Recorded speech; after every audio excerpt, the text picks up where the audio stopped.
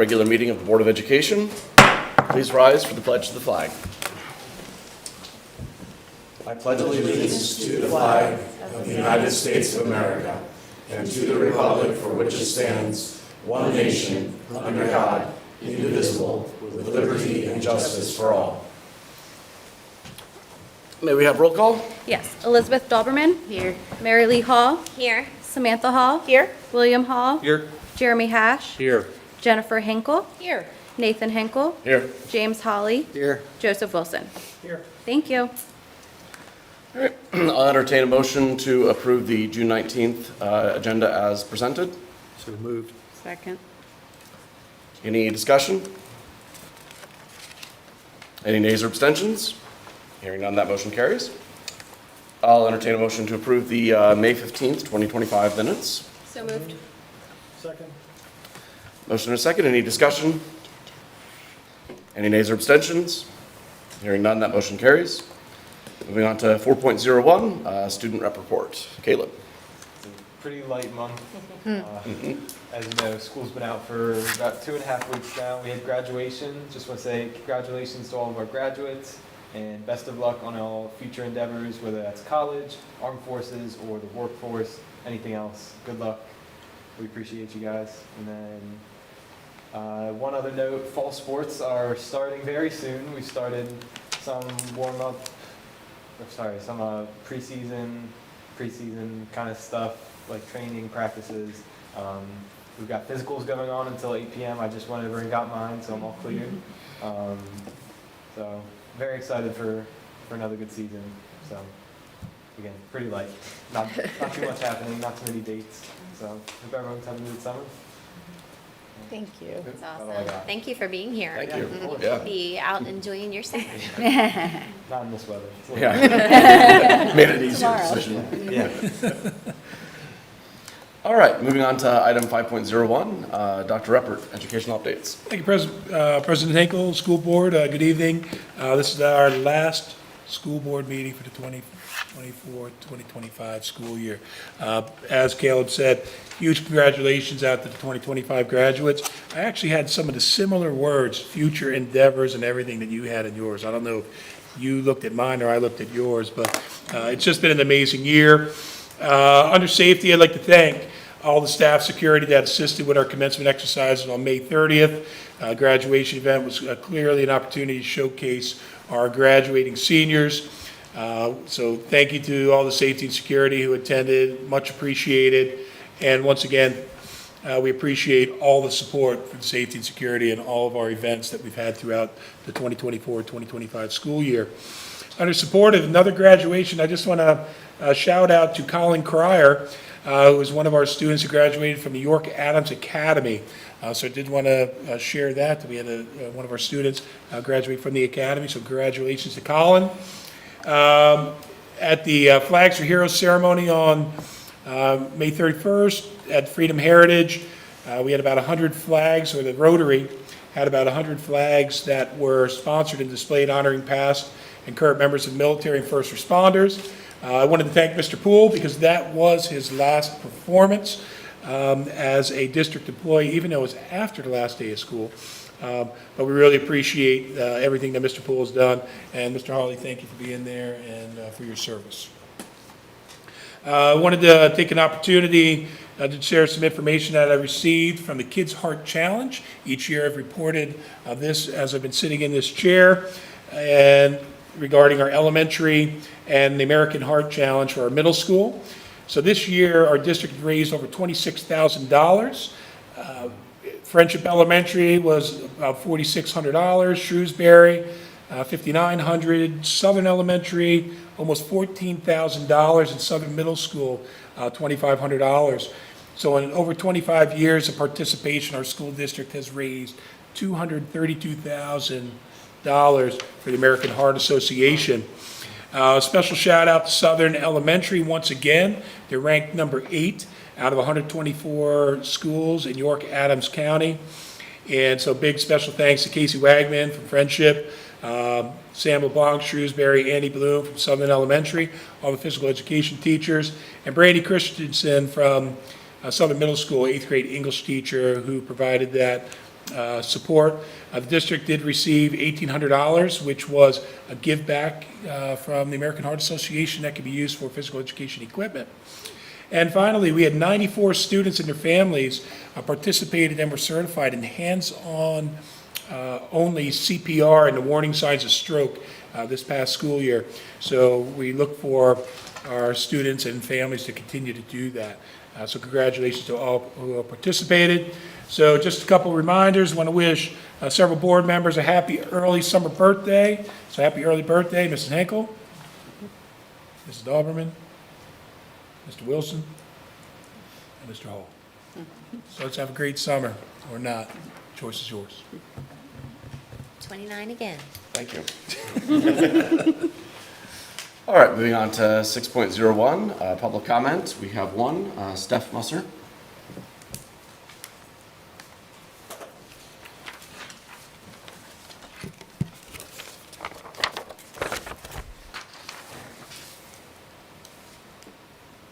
Good evening.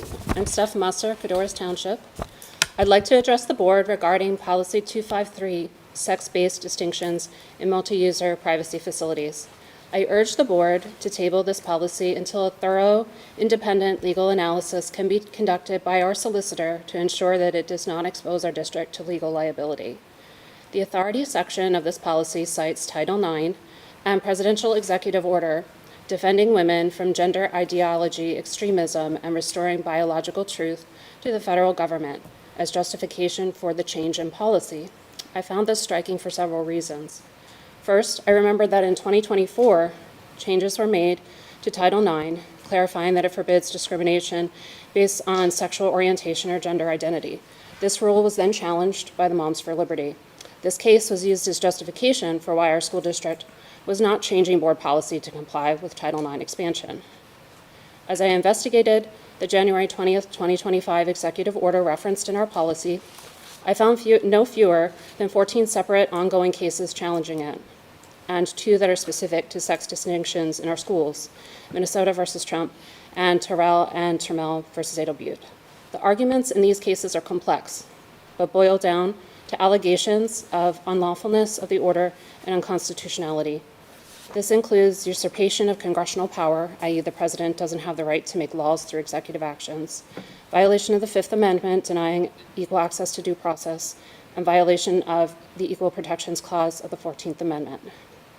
Based on the board's own justification for its decision in 2024 to not change policy related to expanded Title IX rules, we should not be approving this policy while cases still work their way up through the courts. As I read this policy further, I was also concerned when I read Section D, Item 1, entitled District Personnel. This section needs further clarification of what is meant by district personnel supervising and observing students. Will our teachers and coaches be called upon to police the sex of students using locker rooms? If Susie is taller, more muscular than her teammates, could a parent demand that the teacher or coach verify her sex? If the coach or teacher wouldn't be making that call, who would? I realize this is a personally held political belief for most of the members of our school board. As board members, you are charged with developing policy in accordance with the law, but good and lawful policy doesn't always adhere to our political beliefs. Until the law has changed and the legal challenges to the January 2025 executive orders have been resolved, please table this policy. Or if you truly believe this policy holds up to legal scrutiny, please furnish the public with a complete, independent legal analysis from our solicitor.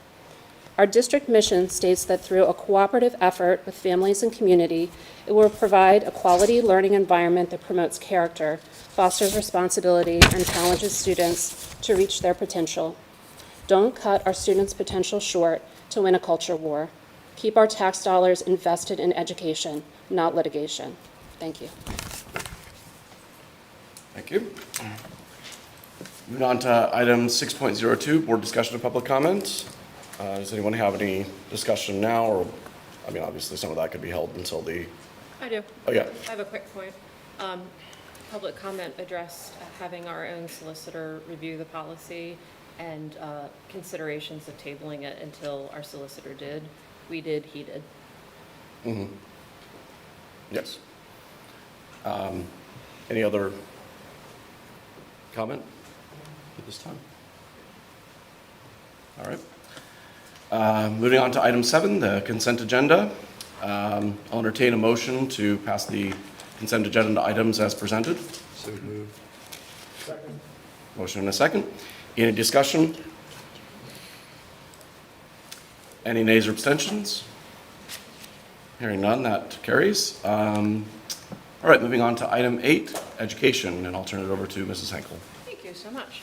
So 8.01 is field trips for the elementary, middle, and high school for next year, the 2025-2026 calendar year. Dr. Ruppert, go ahead and take that. Thank you, Mrs. Henkel.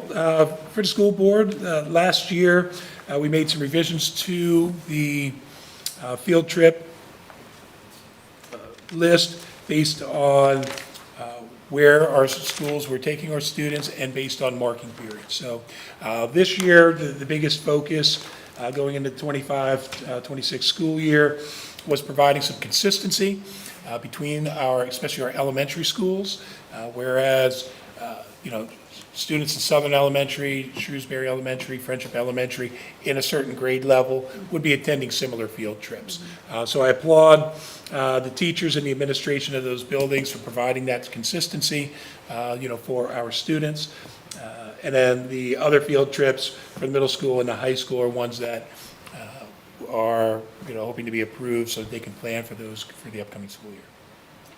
And I'd just like to go ahead and reiterate something that Dr. Ruppert had already said. This is a culmination of work that, we put a lot of, especially the board, put a lot of time and effort into last year to comb through those field trips, and then all the faculty members that did the same. And instead of reinventing the wheel, it's much easier this year because of the efforts that we did last year. So does anybody else have anything to ask Dr. Ruppert right now? Okay. I'm going to go ahead and move to approve the proposed elementary, middle, and high school field trip list for the 2025-2026 school year. May I have a second? Second. Any discussion? Any nays or abstentions? That motion carries. That brings us to 8.02, which is an agreement with Point Park University. Dr. Ruppert. Thank you, Mrs. Henkel. This is yet another dual enrollment opportunity for our high school students. We've had several that have been approved over the last 2 years, just providing our students that are currently attending Susquehannock High School, giving them an opportunity to kind of get a jump start on their college career by being enrolled in dual enrollment classes, this one specifically with Point Park University. All right. Going to go ahead and move to approve an agreement with Point Park University for students to participate in dual enrollment courses for a term of 5 years through June 29th, 2030 at no cost to the district. May I have a second, please? Second. All right, any conversation? I would like to go ahead and just take the time, since our district has been so very accommodating to the general public. If anybody has any universities that their children are interested in, go ahead and have a conversation with Dr. Ruppert, myself, about maybe getting the ball started to go ahead and have dual enrollment for that university as well. Where am I in the motion? You have a motion and a second. Okay. Any nays or abstentions? That motion carries. Takes us to 8.03, which is an understanding with the Big Brothers program. Dr. Ruppert. Thank you, Ms. Henkel. This is the Big Brothers Big Sisters, as many of us may know, has been around for many, many years. Our district now has the opportunity to participate and partner with them, where they would provide one-to-one mentorship for students that may need that additional mentoring, may need that additional support. So I know Dr. Bryson, Dr. Sterner met with the representatives, and we believe this would yet be another safety net, another opportunity to kind of pair our students up with mentors, to help them work through the challenging days in and days out as being a teenager and growing into be a young adult. Thank you, Dr. Ruppert. And move to approve a memorandum of understanding with Big Brothers Big Sisters of South Central Pennsylvania to initiate evidence-based mentoring services in district schools at no cost to the district. May I have a second? Second. Second. All righty, any conversation? I just have a question just in terms of how we would evaluate the program. Is it something that we have the option to do again and again, or is it? Yes, it would be one that we would have to continue to get a memorandum of understanding to continue with that. And I think where we would be in working with the administrations, and getting, some feedback as to how the program is working, how it's working for those students to determine. But I look at it this way, this is yet another safety net, another resource that we can provide to our students, mentorship. You're looking at, students that maybe in a single-family home, maybe living with extended family, where our administrators, our school counselors, our social workers can make the recommendations for them to participate. Obviously, it's something that the parents or the caregivers, would have to, go through that process. But I really am looking forward to the opportunity for some of our students that really need that positive mentor to have that opportunity to do so. Anybody else? Any nays or abstentions? That motion carries. That brings us to 8.04, which is the motion to approve the costs for the ag agreement. So I'm going to go ahead and move to approve the costs associated with the following speaker that has been previously approved through the vetting process, PA Friends of Agriculture, to present their Mobile Ag Ed Science Lab program to all Southern York County School District elementary students at a cost of $2,400 per school. May I have a second, please? Second. And so this one, the way that the board has worked out the vetting process for guest speakers, if nothing has changed, if the cost is the same that it was before, if the same person or the same program has previously been vetted, and it's recurring, we don't subject it to the vetting process over and over and over again. It'll come up, is it 4 years? It's every 4 years. Every 4 years. And so this originally was in the consent agenda, but we went ahead and lifted it out and put it in education just so we'd have the opportunity to educate and explain why some things are constantly being vetted and other things aren't. This is because it's recurring, nothing has changed, we vetted it once, and if there are any changes later on, we'll look at it again. Otherwise, when it comes up on that 4th year, we'll go ahead and take a look at it again. So, does anybody have any questions? Well, and just additional on that, the reason it's here at all is because there's a cost associated with it. Agreed, and so it would always be action for the board to approve because of the cost, but it just wouldn't be subject to the vetting process. Alrighty, did we get a second on that? Okay, any nays or abstentions? All right, that motion carries. That takes us to 8.05, Stage 1 curriculum maps. Dr. Hughes is not here, so I'm going to kick that to Dr. Reppert. Thank you, Mrs. Henkel. Of the curriculum maps that we have this evening, AP US History, Calculus, Career Practicum, the Courier Production, Introduction to Business, Sculpture 1, and Yearbook Production.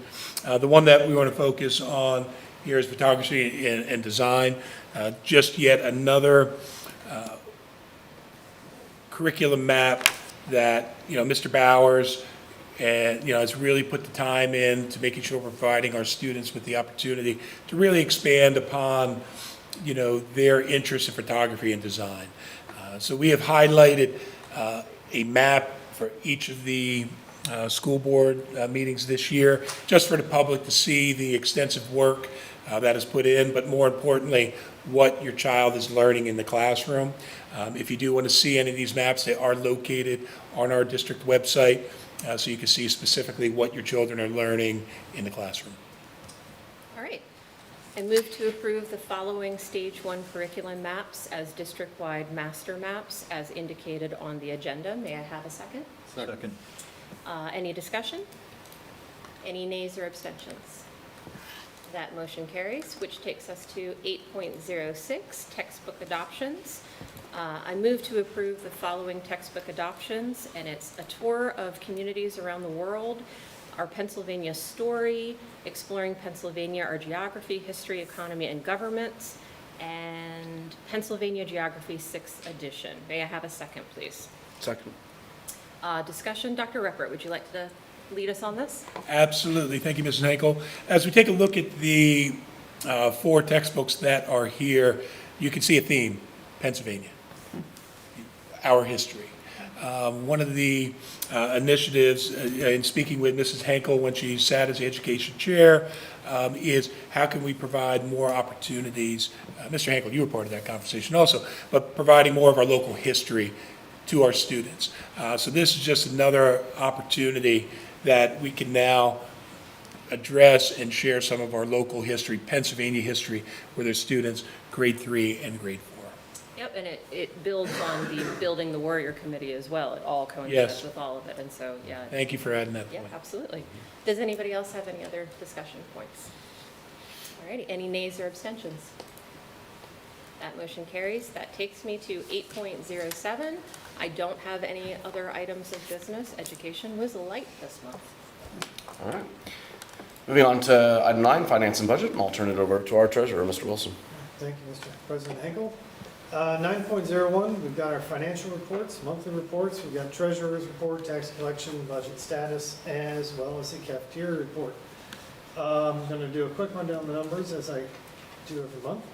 So on the concentration account, we started the month of May at $6,413,761.83.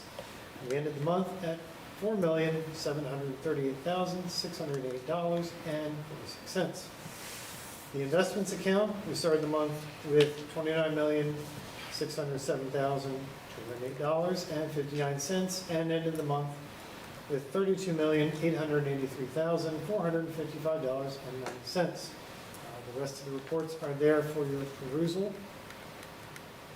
Moving on to 9.02, I'm going to make a motion to approve the bills for payment as presented. May I have a second? Second. Any discussion? Any nays or abstentions? Hearing none, motion passes. We pay the bills. 9.03, exonerations and refunds. I'm going to make a motion to approve the exonerations and refunds as presented. May I have a second? Second. Okay. Any discussion on this? Mrs. Green, is there anything we want to say on this? Or no? They're just typical, so the refunds are per our tax collector manual, and the exonerations, the one is a bill for the property that we own in New Freedom, and then the second is an agreement that we have with local taxpayer. Any nays or abstentions? Hearing none, motion passes. 9.04, we're going to make a motion to approve the budget transfers as presented. May I have a second? Second. Any discussion? Any nays or abstentions? Hearing none, motion passes. 9.05. Going to make a motion to approve the district's business insurance program for 2025-2026, including an increase in cyber coverage. May I have a second? Second. Okay, Mrs. Green, do you? Yes, I can go through it. So this is our liability policies for the year. So we work with our broker, Keller Brown Insurance Services, and they solicit proposals. It's pretty much the same, and actually we were very pleasantly surprised with the rates that came in this year. So we've done very well. And as Mr. Wilson said, we are recommending an increase in our cyber insurance. It's something over the last couple of years that we've talked about ratcheting that up about $1 million each year. And as we know, worldwide, that is a concern of entities and corporations. So overall, I think our insurance is very stable, and we were very happy with the proposals that came in. The other thing from a cyber insurance standpoint, we are recommending a switch in carrier. As I said, Keller Brown did an excellent job of giving us 3 different proposals from 3 companies that we could compare and contrast. And the company that we are moving to is an A+ rated, so we feel very comfortable with that. It is a lower cost overall for it. So, if there's any other questions I can entertain? Are we still staying with Keller Brown as the broker?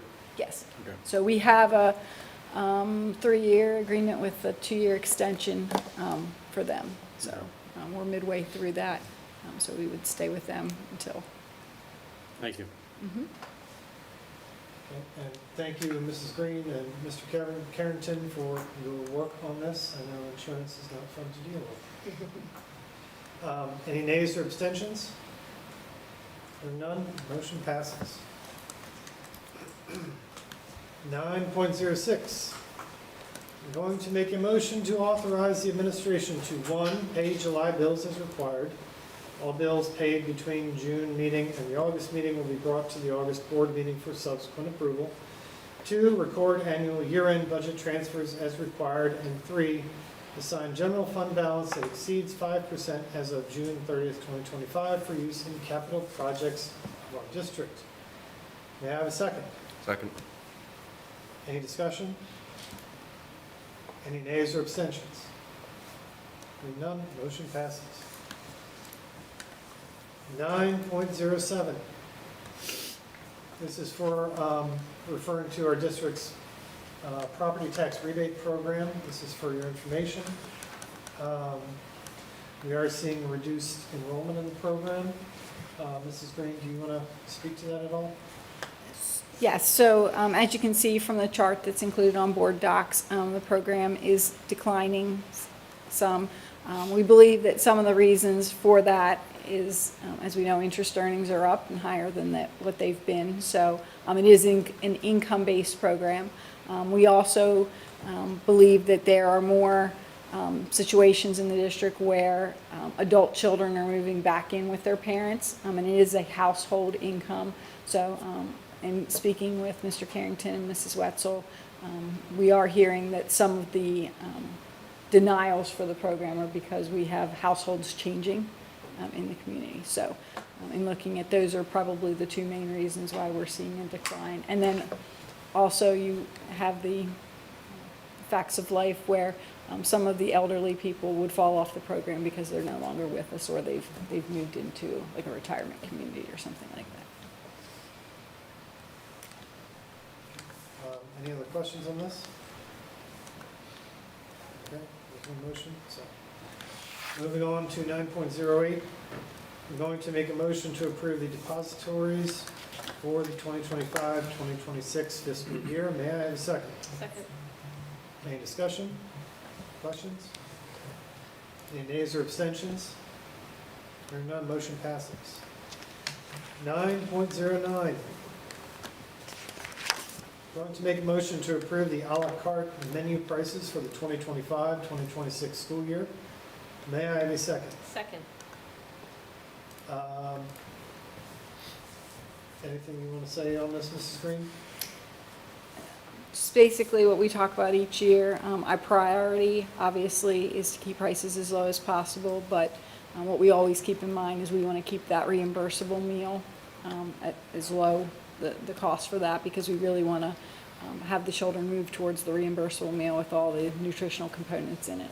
So as we're putting it together, that's some of the reasoning behind that. The other thing is, as you take pieces of the meal, if you add them together via à la carte, they have to equal up to the paid price. So milk may go up a little, or a side of fruit. We try to keep fruit as low as possible, but when you add those together, they have to equal at least the cost of a reimbursable meal. So that is part of the equation in determining the pricing also. Okay. Any other questions on this? Any nays or abstentions? Hearing none, motion passes. 9.10. I'm going to make a motion to approve the purchase of Managed Methods, a Google Workspace cloud security platform, at a cost of $9,896.25 for the term of July 1st, 2025 through June 30th, 2026. And just for everybody's, may I have a second? Second. Okay. This is basically protection, scanning for our Google Workspace for our students and staff use. This is not a backup tool. We have that separately. But it will help us protect us from phishing scams, quarantine emails, all those good things. So Mac can rest easier. Any discussion on this? Any nays or abstentions? Hearing none, motion passes. 9.11, another long one to read.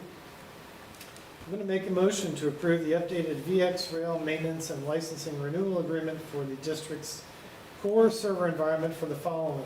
1, licensing and software support for a 12-month period at a cost of $20,561.38, purchased through ePlus Technology, Inc. And 2, hardware support for the term of February 28, 2025 through June 26, 2026, at a cost of $10,346.80, purchased through ePlus Technology, Inc. on a CoStarz contract. May I have a second? Second. Okay. Just for information, this is for server maintenance, as the previous provider is no longer able to provide that service, and the server hardware is in very good repair. It's fairly new. Anything else you want to say on this, Mrs. Green?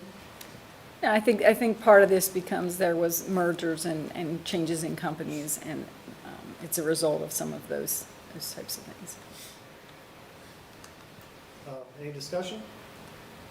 Any nays or abstentions? Hearing none, motion passes. That brings us to 9.12, other items of business. I have none, so I'll return it to you, President Henkel. All right. Moving on to item 10, personnel and policy. I'll turn it over to our Vice President, Mrs. Hall. Thank you. First item, 10.01, the second reading of board policies for the current policy cycle. As per our board policy process, at the May school board meeting, the board conducted a first reading of these policies. Tonight constitutes the second reading with a vote. The policies were published for public review following the May board meeting. I'd like to make a motion to approve the following new or updated policies. Do I have a second? Second. Any discussion? Any name? So this includes the one that was referenced during public comment.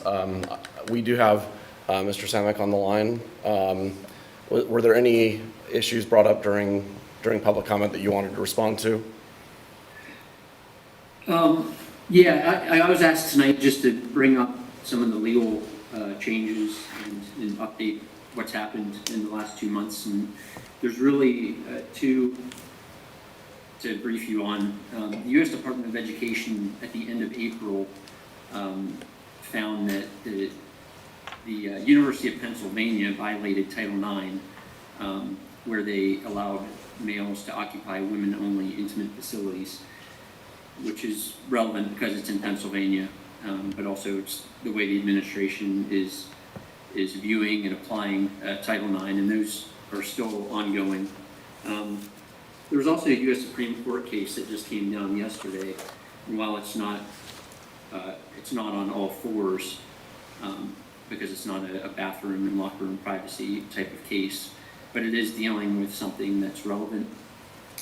The state of Tennessee had passed a law that prohibited healthcare providers from prescribing or administering puberty blockers or hormones to people for the purposes of identifying with the opposite sex. They still allowed them to use them for other sort of like congenital defects or precocious puberty diseases, physical injuries, and things of that nature.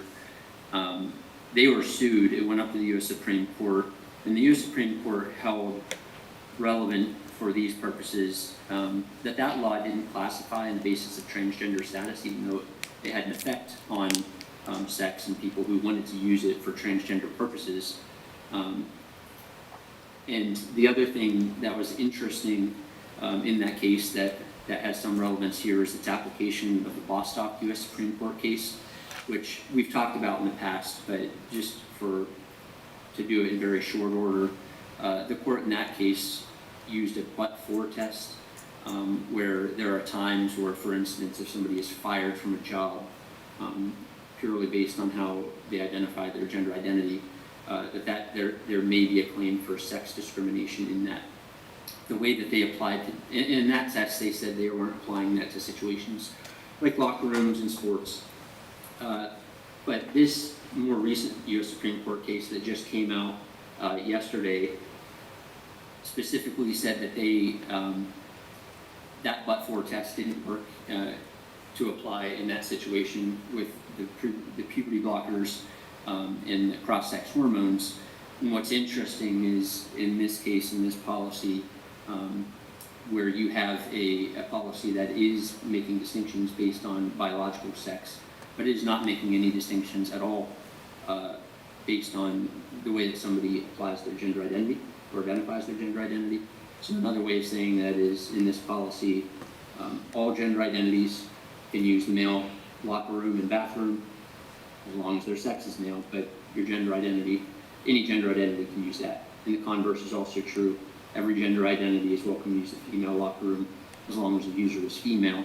And so the application, the way that the U.S. Supreme Court applied that Bostock but-for test is very helpful for purposes of this policy. I guess the final thing, there was a specific section of this policy that was brought up in public comments regarding D1. D1 is strictly speaking about the instances where there are adults who need to supervise a facility. So if you have a female gym teacher, they're the proper person to provide any needed oversight to the extent that there is needed oversight in the female locker room. The male gym teachers should not be going into the female locker room, for instance, and that's what that provision is talking about. Thank you. Any other discussion? Is there any comments from Jeff regarding our policy? For the board to vote, I think I said this privately, I say publicly, and I've said this in other school board meetings for other clients. We have to take a look at the law. It snapshots of time and it changes. So, for the public comment earlier, just real quick, I mean, at Moms of Liberty, the reason the district stayed with its version of the policy, we were subject to an injunction. And several of our schools were listed. I had other clients like that, and I said, look, the majority of your schools are listed on that list, subject to the injunction. It doesn't make sense to have your policy apply to some schools versus others. Those regulations were ultimately voided, and so those 2024 regs aren't in place. I got a slightly different take, probably Jeremy, on the Scarati case, if that's how we say it properly, that came down on Wednesday. But what was significant is it was an equal protection claim. They didn't find the transgender individuals as suspect class. They punted on that issue. They also didn't apply Bostick. They took a very circuitous route to avoid the big issues. And the Chief Justice, I think, did want to do it. But there were 3 justices that wrote concurrences that said, yeah, if we ruled on it, I would say it's not a suspect class. So that issue is still looming. The Bostick case is still looming. Jared did mention there was a case last month at the Ninth Circuit dealing with an Idaho statute that's very similar to your policy in that it has biological classifications for bathroom access. Again, it was a state statute. There was an effort to enjoin that, and that was denied by the Ninth Circuit on slightly different grounds that may or may not apply to you guys. I simply say all of that to say, when this issue probably first came up with some of our clients 2 years ago, the law has changed. So the law is, in my mind, muddy.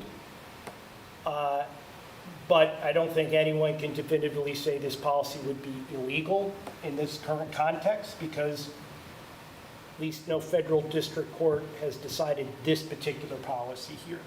There's clearly some dicta in Pennsylvania courts that could expose you to liability, but you could also point to an 11th Circuit or this 9th Circuit decision to make an argument to defend this policy. So what I'm still waiting for is the Supreme Court to take one of these cases on, and the next case that they should be acting on in the week on whether to accept as an appeal deals with Title IX and the application of Bostick in athletics. But if they decide to accept that case before their term expires, it would be argued next year. But I'm not a Supreme Court prognosticator. It's not what I do every day, but reading the tea leaves, I think that's what might happen. So as I've said before, I'm constantly watching this stuff. We constantly see these legal developments. The change of administration obviously had an impact from a regulatory side. The courts are beginning to decide these cases. We do see a split in the circuits. So whatever you are advocating, from an individual basis, you could probably find a circuit court decision to support your argument. So that's what I can say. That's why I'm saying is, I think the waters are a little more muddied than they were, say, 2 years ago. Can I ask the administration, do we need to pass this tonight, or are you okay with how you've been handling things?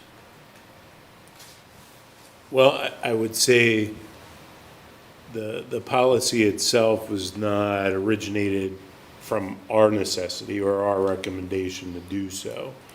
So I don't think there's a huge need to pass, and I don't believe there's a huge barrier not to pass either. But that's what I would say to it.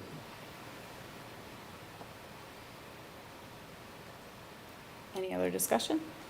Yeah, I won't give my opinion on it because I'm not a lawyer and that's way above my pay grade. But when I was reading yesterday's Supreme Court decision, I too took particular interest with Chief Justice Roberts citing the Bostick case and the things that he had said and how it applies. He was vague how it applies and how it doesn't, but that's where I was hyper-focused on too. And then, Mr. Litz, you had said it, and you had said it clearly, but I'm fond of beating a dead horse. The portion that you said that nobody would find this policy illegal, could you say that again? Well, what I meant by this is the argument, basically three arguments that you see when bathroom policies are challenged. One is an equal protection claim, and that's to say that I'm being treated differently because of my sex. The Scarmati case said, hey, we're not touching that. As Jeremy alluded to during his earlier comments, Chief Justice Roberts said the classifications had to do with age and medical treatments. It's not a sex case. And you could probably construct a defense of the policy based on that type of logic. But on the fallback, if it was a straight-up sex discrimination case, you could potentially construct an argument based on Scarmati. Hey, there's 3 justices that says that's not a suspect class. We don't have any jurisdiction, anything in our federal courts in Pennsylvania holding that, and you could litigate that case. Similarly with Title IX, the Biden administration picked up and said that should apply, the Bostick decision should apply in that context. That was not held in this case.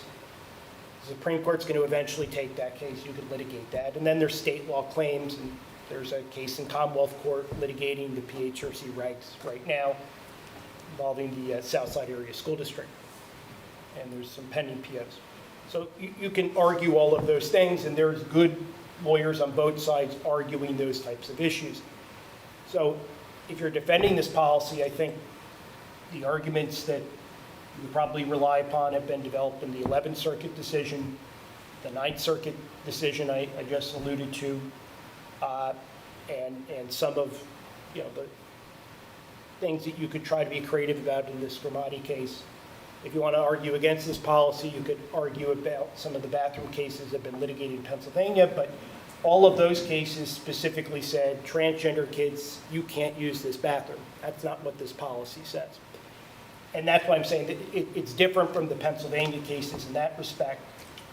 But there isn't a federal appellate court in Pennsylvania that has decided whether this policy is legal. There isn't a Pennsylvania case that said this policy is illegal, and that's all what I'm meaning to say by it. Thank you, I appreciate that. Yep. Anything else? I think regarding this policy that no child of any age should be forced into an intimate or private setting in a bathroom or a locker room with a student of the opposite sex. I think that's an invasion of their own privacy that they legally have from the state. correct me if I'm wrong, Mr. Litz, but I think we are well within our lawful guidance to pass this policy, and I think as stewards that have been voted into these seats by our constituents in the majority, that this is one purpose why we are sitting here, and it would be a derelict of duty not to do it and protect these students from these things that are unbelievably approaching our students. They shouldn't have to worry about their safety in a bathroom setting or in a locker room, that they should be able to go about their day and feel that there are policies in place that protect them from vulnerable places. They need to be protected. And that's why I'm going to vote for this policy. And I do not think we should table this. And that's my piece. Thank you. Anything else? Any nays or abstentions? Do we need to pull anything out? Does anyone want to pull any policies out just because there was a fair amount of discussion, is anybody interested in pulling out any particular policies for an individual vote? Yeah, can we pull out 253? Okay, did we move to, did we? There was a move and There a was a motion in a second. Can we pull back the motion and then move for just 253 and then have a separate motion for the others? If you speak it. Hmm?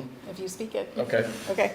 I mean, you made the motion, so I'm asking if you withdraw that, then we can instead move. So I'll move, assuming you withdraw, I'll move to consider, to pass policy number 253, sex-based distinctions in multi-user privacy facilities.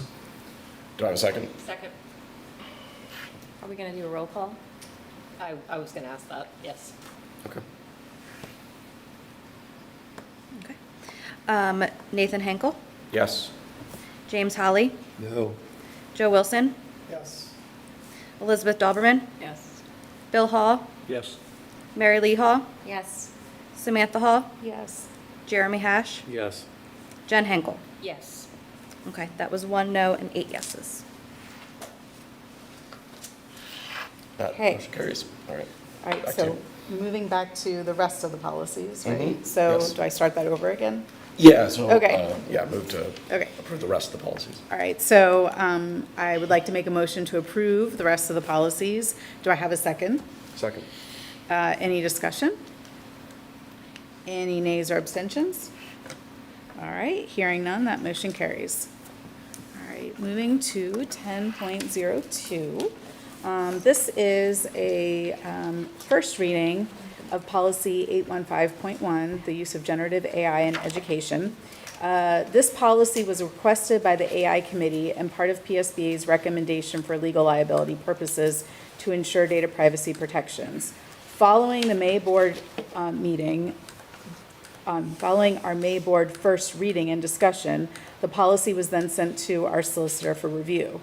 Due to recommended additions to the policy language, this policy has shifted back into this first reading. And as a reminder, this policy will be posted after this board meeting. So the policy that I read last time, it basically outlines the district's approach to integrating generative artificial intelligence into the educational environment. The school district's policy aims to harness AI's potential while ensuring responsible use. The addition is for prohibited use of generative AI, and that's what was recommended by the solicitor. And so specifically, I'll read those prohibitions. The intended purpose of allowing district-authorized generative AI tools and resources in the district is to improve the educational program and enhance workplace efficiencies. Both staff and students shall comply with all district policies and rules when using generative AI tools and resources, including, but not limited to, those addressing the confidentiality of personally identifiable information, academic integrity, and inappropriate sexual content. In addition to the prohibitions set forth herein and in other district policies, the following is prohibited. Staff shall not enter personally identifiable information of a student or staff member into generative AI tools or resources to create reports, evaluations, disciplinary letters, improvement plans, individual education plans, or other official district records for a student staff member. The second one, staff and students shall not use generative AI tools or resources to create sexually explicit images or other inappropriate sexual content. And the third prohibition, staff and students shall not use generative AI tools or resources to create content which they represent as their own work unless such usage is expressly permitted as part of the work and fully disclosed. So this is just for public and information, but knowing that, do we have any discussion on any of this? Yes. Okay. The section where you have the prohibited use of generative AI, Yes. the section that says staff and students shall not use, number 3, staff and students should not use generative AI tools or resources to create content which they represent as their own original work. We'll just stop there. I understand that there's a distinction that they can do it. Mr. Litz, I understand that we've gone back to first reading. To what degree can we change without setting it back again? Well, Dr. Reppert sent the policy over to me, and I suggested this. And if you want, I can speak briefly as to why these suggestions. Go for it. We've had some issues in the Lancaster media with the generation of sexually explicit incidents. There was a private school, a lot of news about it. Kids got arrested.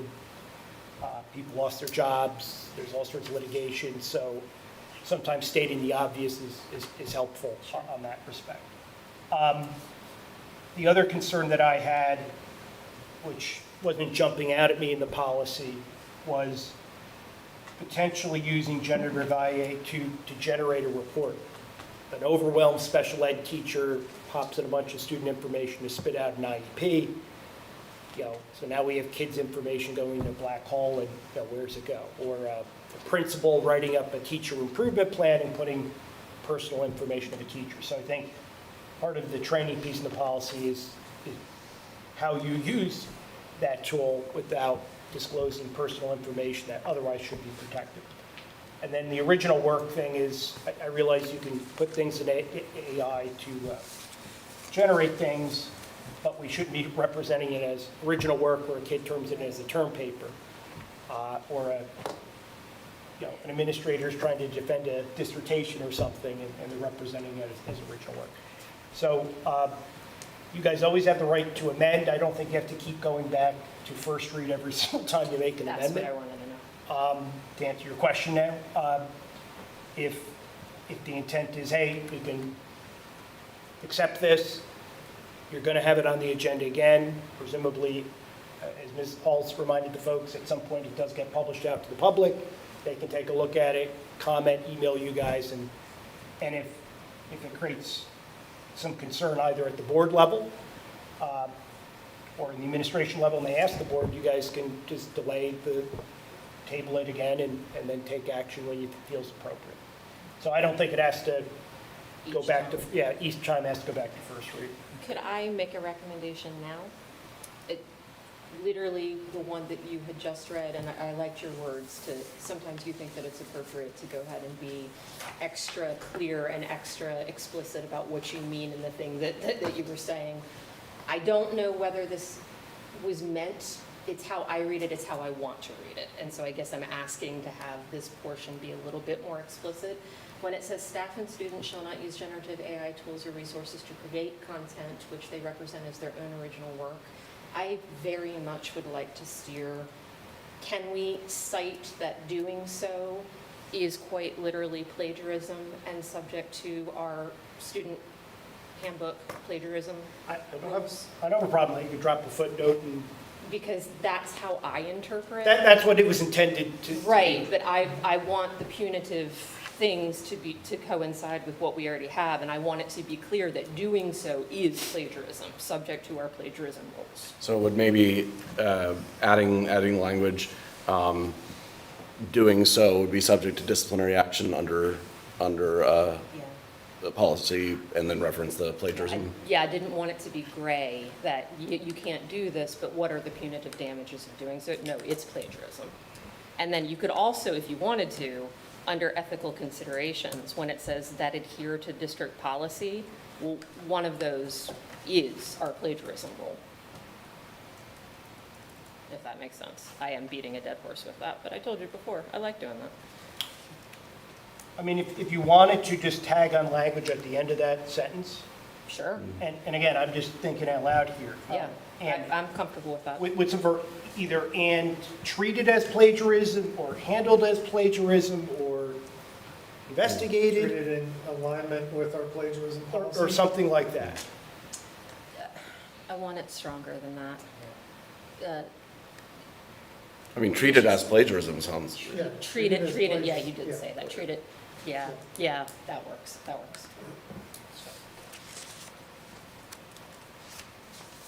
okay. So staff and students shall not use generative AI tools or resources to create content which they represent as their own original work unless such usage is expressly permitted as part of that work and fully disclosed, period.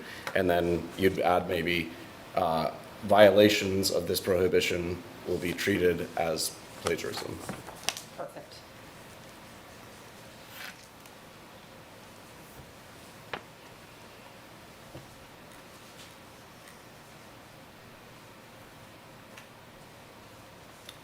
So we have a motion. It's not really a motion because it's just public information. Oh, it's first read, okay. So, all right, so can we add that as an amendment? Okay. And we don't have to go back to first read next time. All right. So I have a question. There's two parts that I'm struggling with. The first is, I know that just the reasoning that PSDA gave when they included this was that it needed to include legal liability. But in the policy that we have for 830.01, which has to do with data governance and storage, it seems like it covers some of those things. So I'm trying to understand, like, what does this protect us from that our plagiarism policy doesn't? Like, what does it give us that we don't already have embedded in other policies? Great. Okay. Yeah, here's my take on it. There's occasions in your board policies, risk down Glen board, there's some redundancies. If you look at your policy 006, if you look at your policy of public comment, there's little overlap on certain select issues. So if you look at your current board policies on sort of tech issues, you do have an 815 on acceptable and prohibited use. You got 830 management of personal information. You got 831 management of data on that. That also deals with storage on personal devices. So there's pieces and parts of those policies that arguably might come in here. I can't speak for the reason why PSA recommended this policy, because I've not spoken to the policy folks on that, but I've known them a long time. And I do think there is probably a desire from their perspective to suggest a policy for legal reasons. I really see that the benefit of the policy and the protections provided are really twofold. And then plus the prohibition piece that I advocated. First off, under the authority piece, it specifically says the board's going to provide direction about what you can use AI for. You can't use it for everything under the sun. You know, we're going to limit it for specific purposes, and through the administration, we're going to tell staff and students what you can use it for. So the generation of sexually explicit image, you know, that's prohibited under this policy, but we're going to give the educational work-related reasons why. So you're putting parameters on that, so if anything's outside of that use, it's not authorized, and the district shouldn't, in theory, be liable for it, because we're not condoning that type of use. The second thing that, again, that jumps out to me of significance is the policy requires a training component, both for staff and for students. It delineates in here what that is, but again, the whole idea that the training component is to properly explain to those audiences, hey, this is why we have AI, these are the issues you need to keep in mind, and these are the things you can and can't do. And so that way, we're putting those audiences on notice, and if they violate it, whether it's in the prohibitions that you guys just added to the policy or prohibitions in other portions of policies. I'm using AI to sexually harass a fellow student. I'm using AI to engage in plagiarism. I'm using AI to improperly handle confidential personal data I'm entrusted with. They've been taught on that. and then it's clear that there could be a disciplinary consequence on that. And the ethical piece, I think, goes along with that in the training piece. So that's what I really see as the value of the policies. The board's putting in guardrails that this is what's appropriate. If it's outside of the guardrails, we're not authorizing this. And then second, you are having the administration commit to training staff and students about these are what the guardrails are, and we're going to teach you what you can and can't do, and we can potentially hold you accountable if you don't act in accordance with that training. So that's where I really see the value, and the idea is if that's done well and people listen, they may not do the bad things that could potentially get you invited to a litigation party, as I like to say. There's an additional area of benefit that I see, which is with something that's this new, it is difficult to come up with a comprehensive list of restrictions, restricted uses, allowed uses. That is challenging to do. I think over the next year or two, I would be shocked if this policy doesn't come up 1, 2, 3 more times in various policy cycles as we deal with this and encounter those issues. But one thing that I think is really valuable is to have a vision and philosophical direction from the board. And for me, one of the important statements in this policy is prioritize critical evaluation and understanding of the risks associated with generative AI's over usage. It was very important to me that this policy teach students to criticize it before it teach them how and to use it, so that they know what to look out for. I read an article just the other day that said ChatGPT is now making all AIs dumber, because AIs have produced so much content that now becomes part of the training, and so much of that content is garbage that it's actually causing AIs to become dumber. Those are the sorts of things that we need to watch out for, and that we can't pass a policy that says that captures every bad thing that might come out of an AI. But we can say, look, we want you to first consider how can this go wrong? How can the outputs from this be wrong? How can they be incorrect? How can they be harmful? And look at that first before you start to try using it. When you learn to drive a car, it's very dangerous. You learn all the things you need to do to not wreck that car first. And then you can learn how to use it to actually drive. You start out in a parking lot. You start in a place where you're not using it. You're learning how this thing can be dangerous. And then you take it out on the road to actually use it as a tool. Well, what about the fundamental education, foundations in primary school? I'm assuming that there's going to be an administrative regulation that's going to surround what administrators are looking for in the elementary level, because we're only going to suffer later, right, for children that are using AI for those fundamentals and not really have those foundations in their head when they're building on it, going to middle school and to high school. So that's a big concern that I have with AI. Not that staff is using AI for, all the kids in elementary school, but I think that's dangerous. And I'd like to understand that a little bit better, where those guidelines are for staff in elementaries, and what their opinions are, and what they think about this, if it's being used, what the administrative regulation should be regarding that, which is absolutely more specific than what we're going to have, right? So those places are really where I have concerns about it. Those educational foundations are just so imperative, and I'm sure, as I'm not an educator, there are plenty of teachers out there that would agree that they don't want this in the elementary level. And where are we in that? I don't know.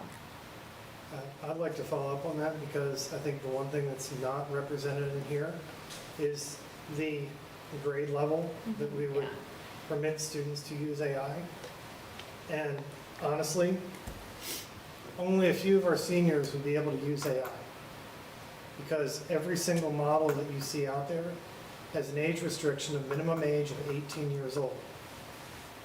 ChatGPT, DeepSeek, Grok, Copilot, all of them have a have a minimum age of 18. You can use it between the ages of 13 and 18 with expressed parental or guardian approval.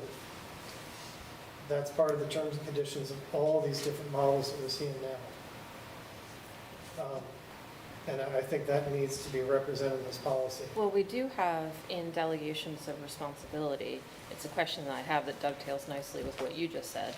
The district shall obtain prior informed consent from parents/guardians before allowing a student to use generative AI tools and resources in school. So I assume that that's part of what we'd be doing.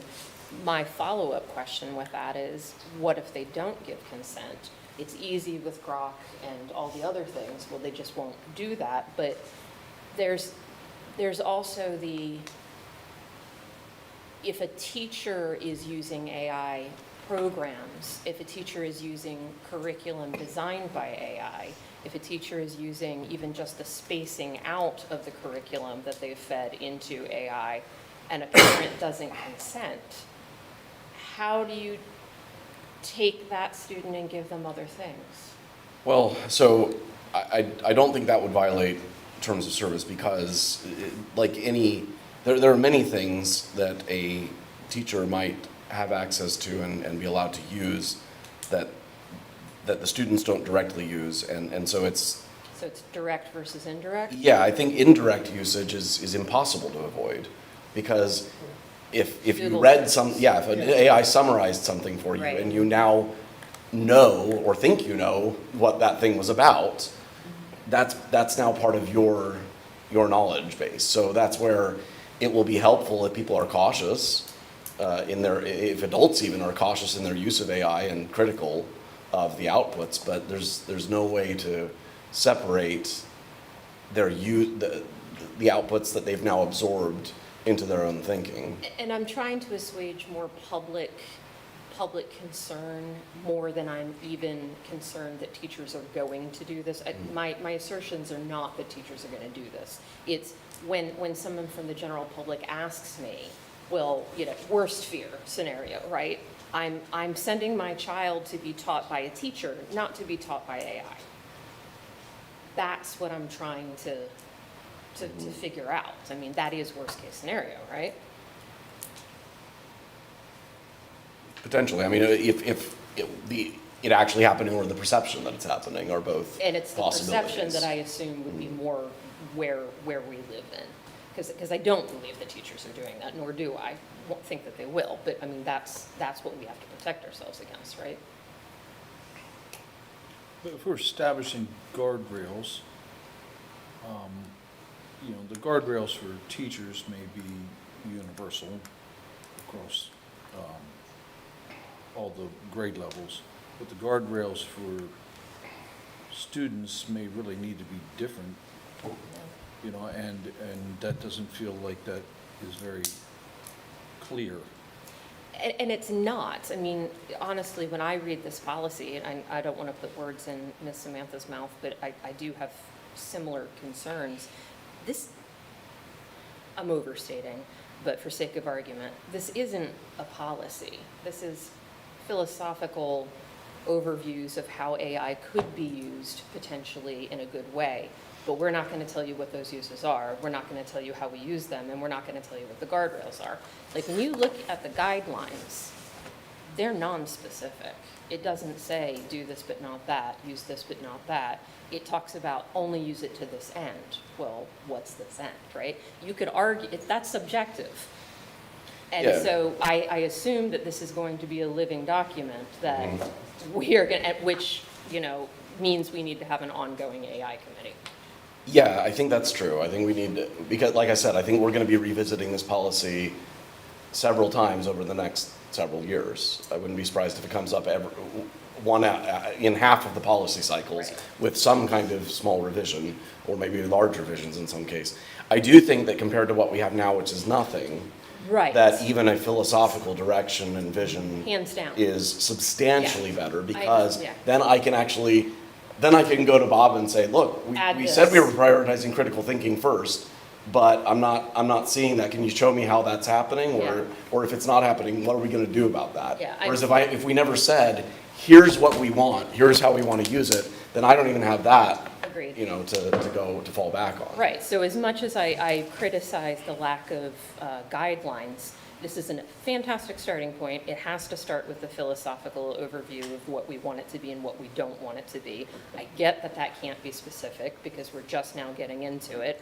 It is absolutely, hands down, better than no guardrails, and we're not going to tell you how. And it is happening in our district, both the teachers and students. It's in use now. It's absolutely in use now, and so it's absurd that we don't have a policy. Great start, but yeah, no, it's a work in progress.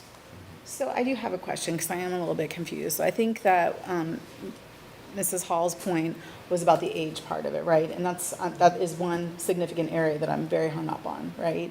Because I think that just we've been seeing that there's a cultural awareness and there is a national conversation about technology and the negative impacts that it has on childhood, right? So that not having a guardrail on that very basic thing makes this problematic for me. I understand what you're saying, like we need to have something out there, but I feel like that is a basic starting point to that is just to be able to talk about the age. So you talk about terms of service where you have to be 18, but that's, if I understand it correctly, like a Chat GPT. It doesn't include the technology platforms that we're using where it's embedded in there, right? So I'm struggling on well, it's not really going to apply to anybody unless they're 18, but then we're saying, but we don't have any protection, but we shouldn't need any protection if everybody needs to be 18. So that's where you're losing me in this conversation. It would apply because they consent. What he was saying was they can't use it without parental consent, and in our policy it says we'll get parental consent.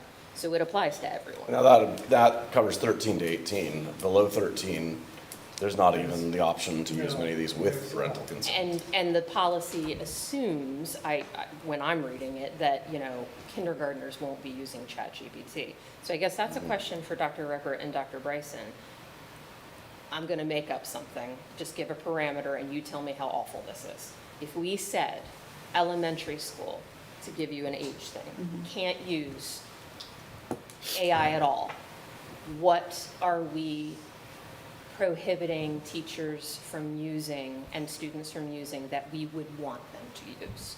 What does that look like? What do we want them, what do teachers want to use this for? What do students want them to use this for? That by saying nothing, we're not allowing them to have that. I think the first thing I would say is, and I think we've already indicated this, teacher use to me is completely different than what the child is using it for in the classroom, right? Right. We're already utilizing it for efficiencies, for et cetera, et cetera, et cetera. I think the challenge is, and I couldn't specifically tell you, and tomorrow that's different.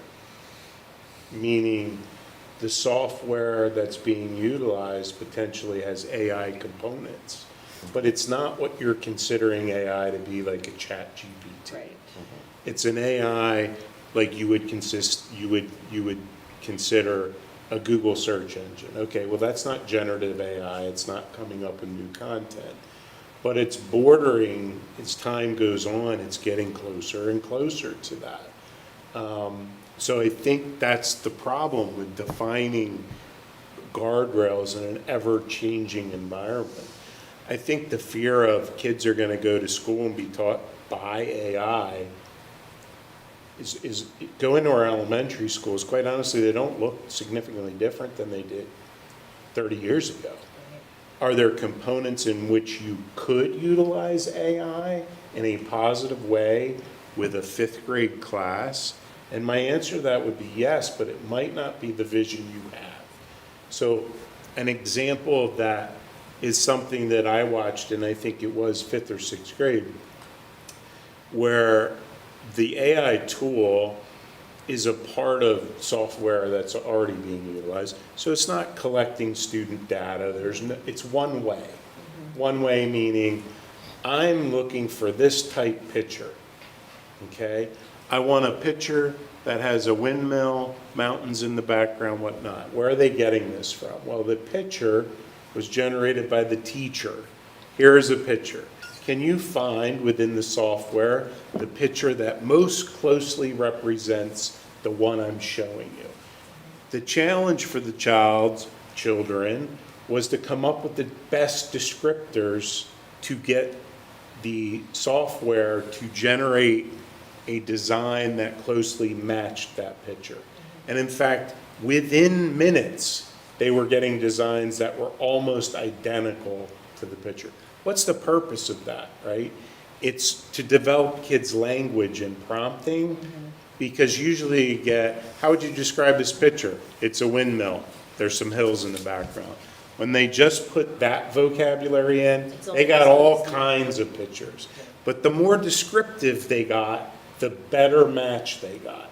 So the development of the child was about descriptive language, not AI.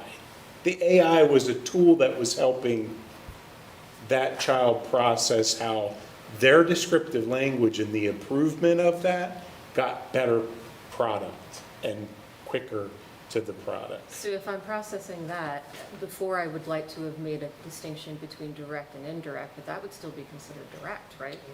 So It's an AI, I mean, a component of that software is driving AI. You give me the prompt, I give you output that, based on that prompt. So we couldn't Is it even- safe? Yes. Is the instruction by the AI? No, it's a tool that's helping make the connection for the kid, that the language I'm utilizing matters. So age restriction on direct versus indirect still doesn't work. So I'm gonna, and I think this is why the policy that you may be seeking is very difficult, I think it's what Nathan said, to find. At some point, I think our staff would also like, yes, we want guide rails, but we'd like to also have some professional freedom with this, because if you get too tight with the guardrails, you're just not gonna use anything. Yeah, and And I don't think that's what we're saying, because the other piece I would put out there is, how many of our kids 13 to 18 have cell phones? And I'll tell you how many are already using AI. And so we can ignore it, not in school, home, in the car, wherever, right? If we're not educating them on critical analysis of what you're getting is not necessarily accurate, and how do I know that? And what are the capabilities of the tools, and what is appropriate use, what isn't, what's inappropriate use? We've got to use some of those tools to be able to teach our kids that, right? And then they have a choice that they're going to make at that point. Now, in an educational environment, I can say these tools over here, we're not utilizing. We don't see an educational benefit to those AI tools. But a ChatGPT can be extremely powerful or dangerous. Let's talk about what that looks like. And now let's put it to an appropriate use with our 17 and 18-year-olds who are going off to college next year. And if they don't know any better, they are plagiarizing and thinking they're fine because it came from ChatGPT. So, but would I be doing that with a third grader? No, not yet. 10 years from now? I don't know. I don't know. I think one thing that might be useful, because I think some of this is going to have to be handled through administrative regulations, and some of it is going to be developed as we go in response to what's actually happening on the ground in the classroom. But I think that we talked about having an ongoing AI committee. I think having that committee involved with understanding what ARs are being developed. So we're seeing the ARs as the ARs are developed, that committee is periodically looking at them and also receiving reports on the use that we're actually seeing in the school. So what tools are in use at what grade levels, and I understand that at a certain point that could become onerous, but I think let's try to hit a level where let's see what information we can provide without it being too onerous to that committee. And if that level of information is insufficient for that committee to be comfortable with the usage, well then maybe we'll have to ask for a little bit more or maybe it'll be enough, and it won't actually be too challenging. But I think knowing what tools are in use at what grade levels, and some information about how, and I think some of that information has to be collected anyway, because that becomes part of the professional development. I think that the way that teachers are using it, that's going to be shared among teachers. I mean, especially with the way we're doing things with HRS, teachers are not just doing their own thing in the classroom. They're coming back and having meetings discussing what they're doing. Well, we should be capturing in those meetings when what we're doing includes AI, because it's so new and because no one really completely knows what they're doing with this. I think it'd be wise to continue to have those bubble up to an ongoing AI committee. Now, I don't think that has to be in the policy, but I think that's something we can ask to have an ongoing. But it may very well help with the development of the policy as it is moving forward. Yeah. Oh, no, I think it'll be Through those policy hugely. cycles, it gives Yeah. you an outlet to have a better understanding of its application. Especially the teachers that are a part of that committee. I mean, they're the ones that can tell us, this is how it's being used. Hey, you guys need to put in the policy this, or this is what we would like. I mean, that's boots on the ground information that we need. Is there timing for developing I mean, I know the state doesn't have any type of framework for AI use yet, but is that part of our own, I mean, would that be part of like how you use this in curriculum and instruction, just to develop our own framework and principles for it? Yeah, the committee, in my understanding, and Dr. Repper can jump in, has looked at different frameworks of, but I'm going to tell you, the frameworks that I've seen are still guardrails. They're just different specific guardrails relative to different age groups. So at this age group level, the guardrails are like this, if you get my, without being very concrete about it, because I think you are balancing between, if you make it so narrow and concrete, people we're not touching it at all. And I think that's not a like, we don't want to be in that place either. Then we're not teaching our kids. We're hoping the bad things don't happen. And we know better. We know that. So that's the type of guardrails that I've seen with different frameworks that are out there. And I think just like one last thought I have on it is just when you were talking about sort of listing by age groups, you know, kind of what we have. The other piece that is undefined for me in this is I was looking at some research, and so it came from Internet Safety Labs, and it talked about there being an average of 125 platforms at each school, right? So like just at each school, 125 platforms. And it further stated that in Montgomery County, Maryland, they have approved use for over 2,000 tools. And so the questions that really come, like, who's the primary gatekeeper for all of this? Because this is a lot of different things that are coming in, and how are they managing the use of this in our schools? But then further, like, this to me sort of ties into kind of like, how are these tools going to be vetted? So we have a gatekeeper to kind of manage it, but how's it vetted? And does this fit within our instructional materials vetting policy? Like, I mean, I guess no, but it is a supplemental instructional piece. So those are just like the age thing, obviously, and then just thinking about like, you know, what the tools are, by what grade, and then how do we have gatekeeping on that, and who's ultimately accountable for that, and then how would it be vetted, and would that be within our instructional materials policy? So. Let me answer, kind of. Yeah. So we already vet apps and we have been for years. So much like that, that's what the committee is exploring, vetting the use of the tools. And again, it could be by age group or level. And you're right, the cautionary tale is, we've got to figure out what's that number, because you could just overwhelm. And right now, the tech department, Dr. Hughes, are all involved in kind of vetting, okay, is the use appropriate, yes or no? And then how does it interact with the rest of our tools and Right. whether that's going to be accurate or not? Well, then curriculum alignment, right, which is, right. So, at a starting point, our experience with apps was you have a significant number to start, then as people vet through them, the teachers actually utilize them, and then they're not using them after the first month or two. You begin to narrow down kind of a more manageable list that become educationally functional. And I'm going to speculate that the same is going to happen with AI tools. Is yes, there are tens of thousands of them. But more than likely, we're going to end up with a handful at each age group that are really useful in the educational form. So all really good discussion. I don't know how we're gonna synthesize this, like, do we need to do anything?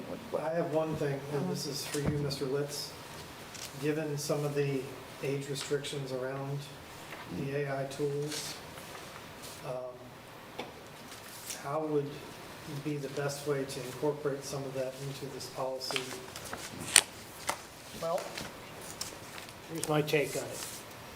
This is a first read, it's information you don't need to vote on. I think there's been a lot of constructive discussion by the board on some things. I think there's some things administration's probably going to look at, check with those folks who worked on that committee. I think you guys are probably going to want to add some things based on that discussion. So I think you could use this opportunity, during your summer recess, sort of let that percolate and then bring it back. And then you guys can decide at your August meeting how fast you want to move this policy. If you need more time, you need more time. If there's a lot of good suggestions coming back, you want to amend the policy, you want to approve it, you can approve it.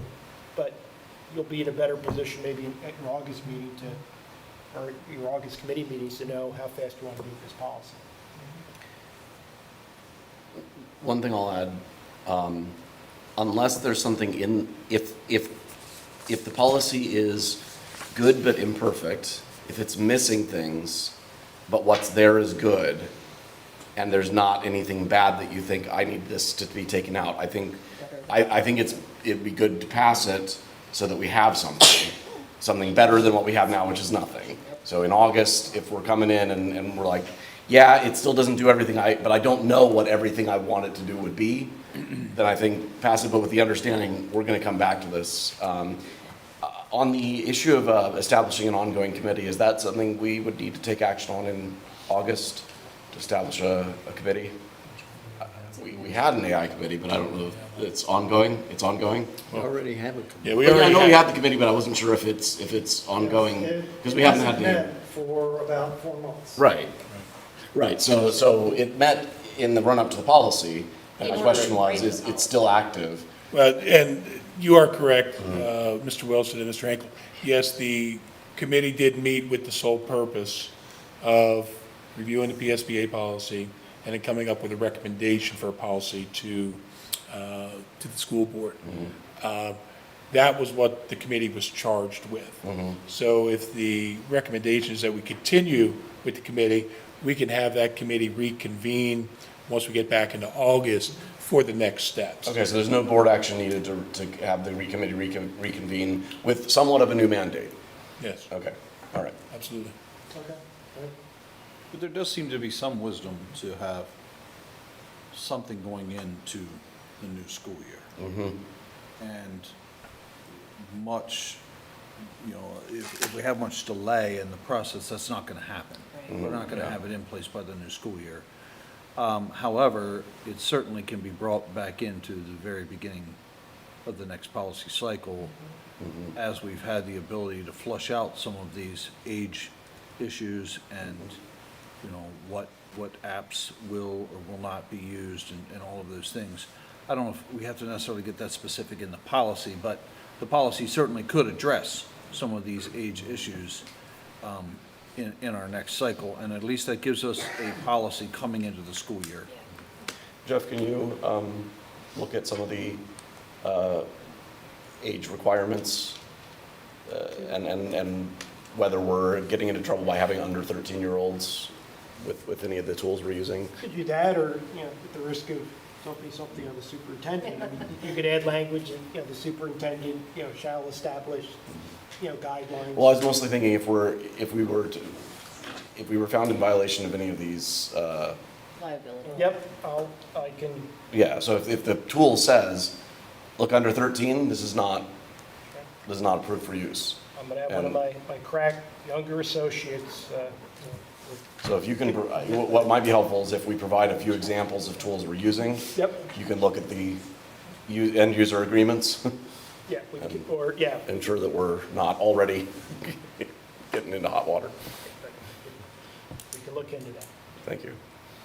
So can we just clarify where we are, so we make sure we're on this? So this is a first read. We wanted to add that additional sentence concerning plagiarism to the policy, and then we'd make that change, and then we would post it on the website as going through the first read with the idea that it would be brought back for second read in August.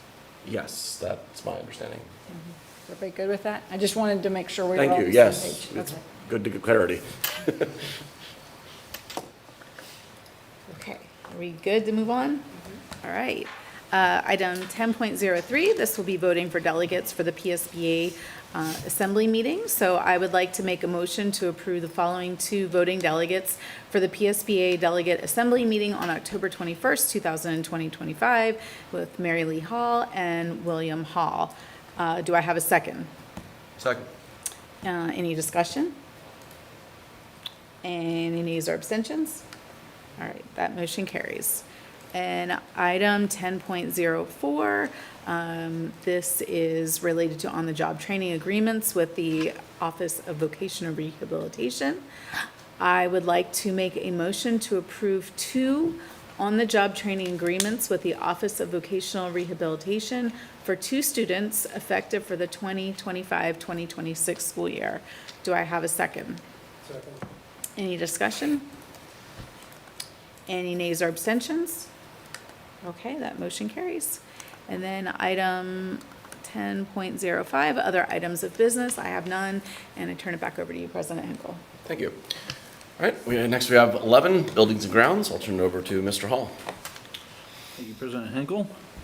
Move on to 11.01. We have our Buildings and Grounds reports for May of 2025. Mr. Buffington? Yes, just provided for your information as we head into the summer and busy time of year, but just for your information, added there. Certainly can take any questions.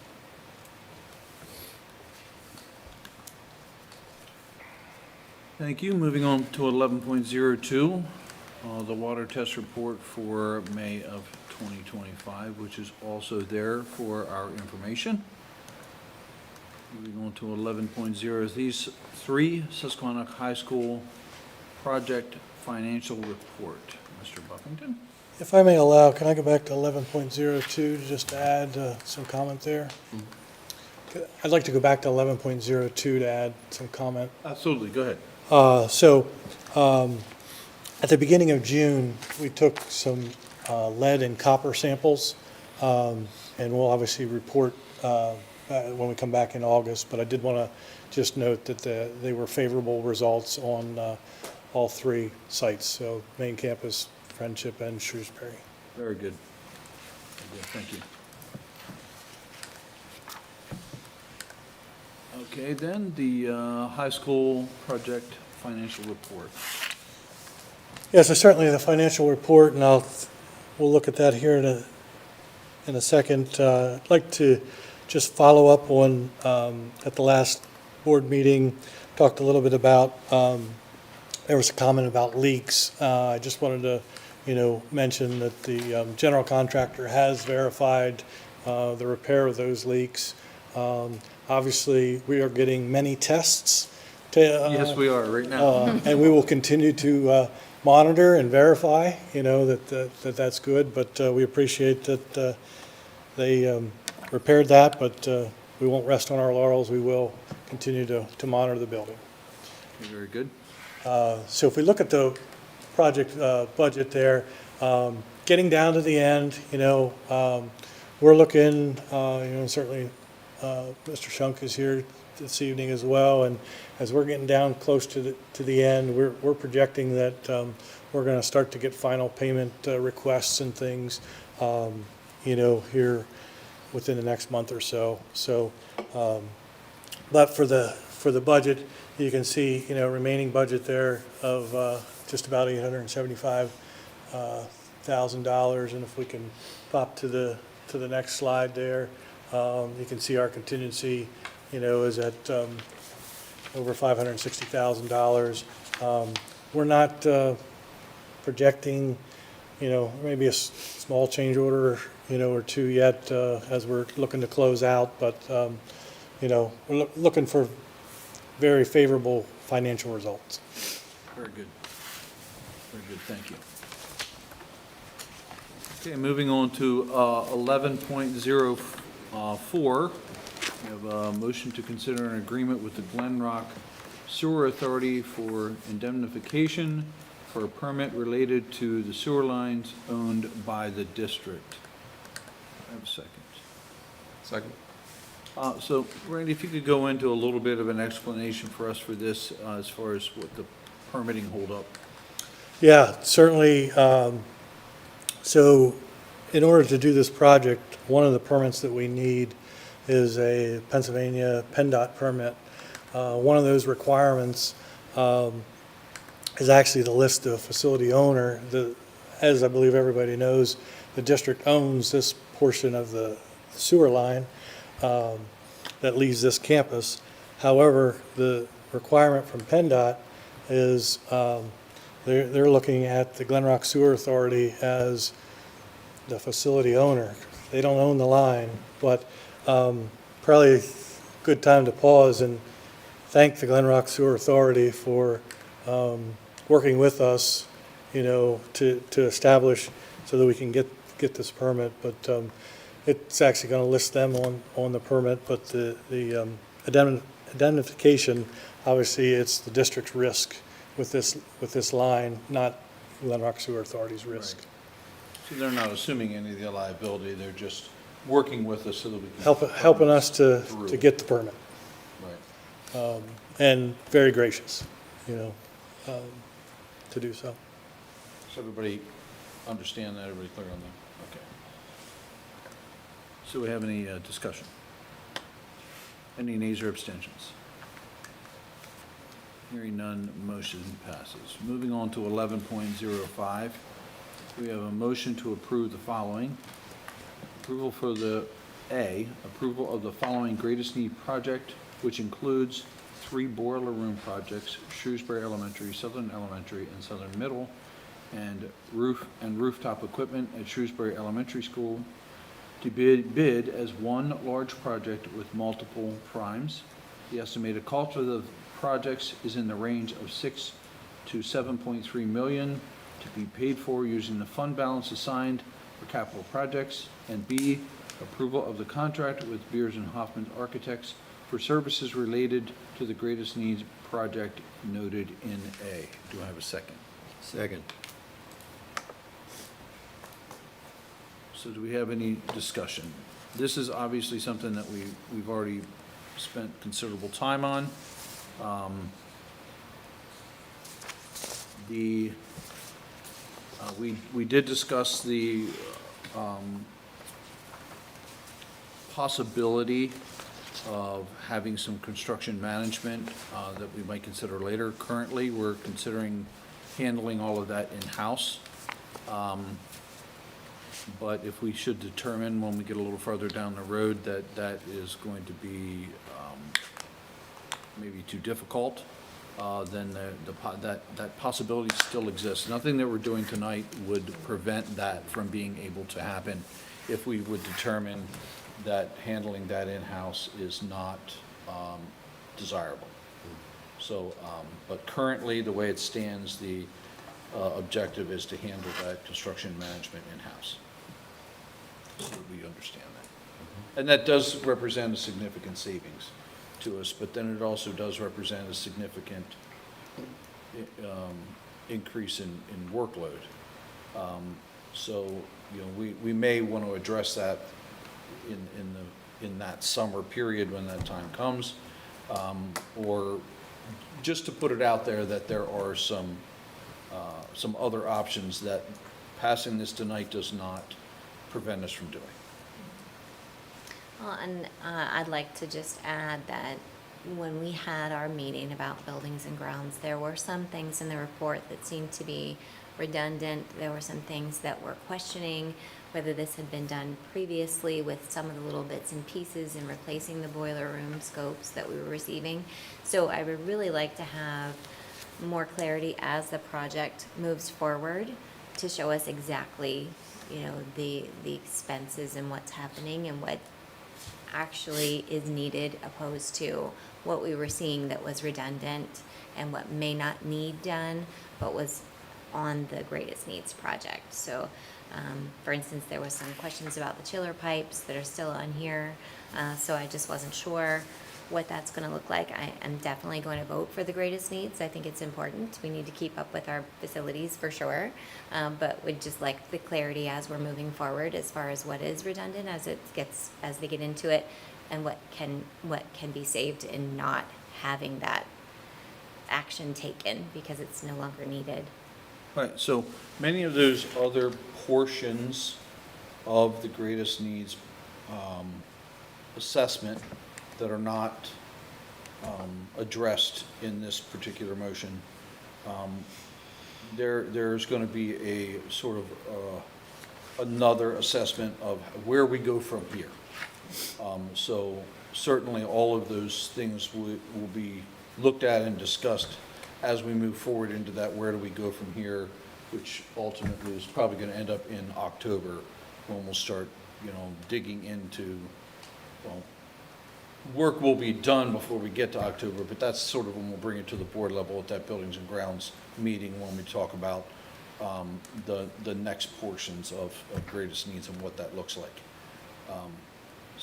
But that also is not affected by the approval. What we are approving here is only the boiler rooms, the rooftop units, and the roof at Southern L. Would it be fair to summarize that what we're voting on right now is the greatest of the greatest needs? I definitely think that's true. I mean, and we're also, okay, we're spending a lot of money here, and these are not things that are flashy. You know, they're not making,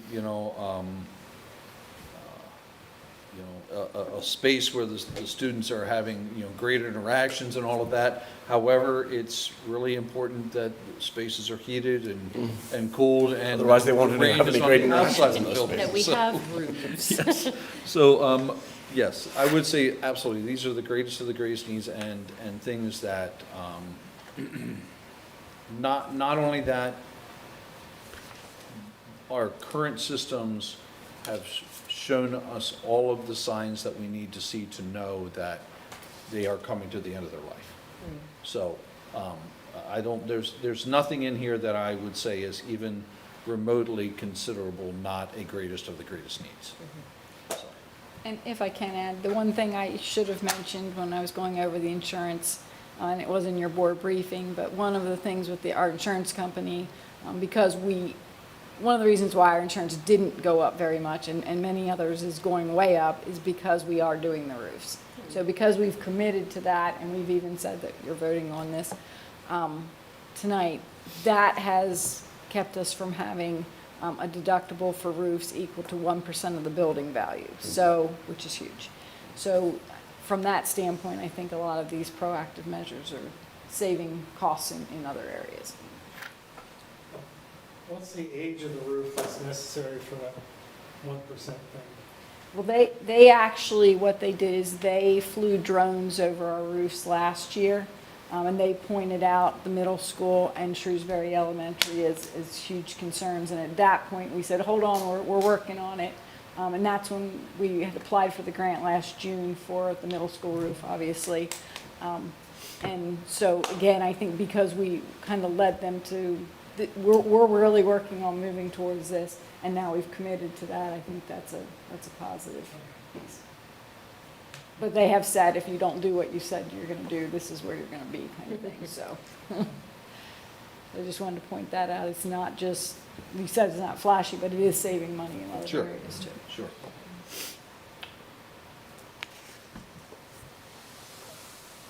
Any other discussion? Any nays or abstentions? Hearing none, moving on.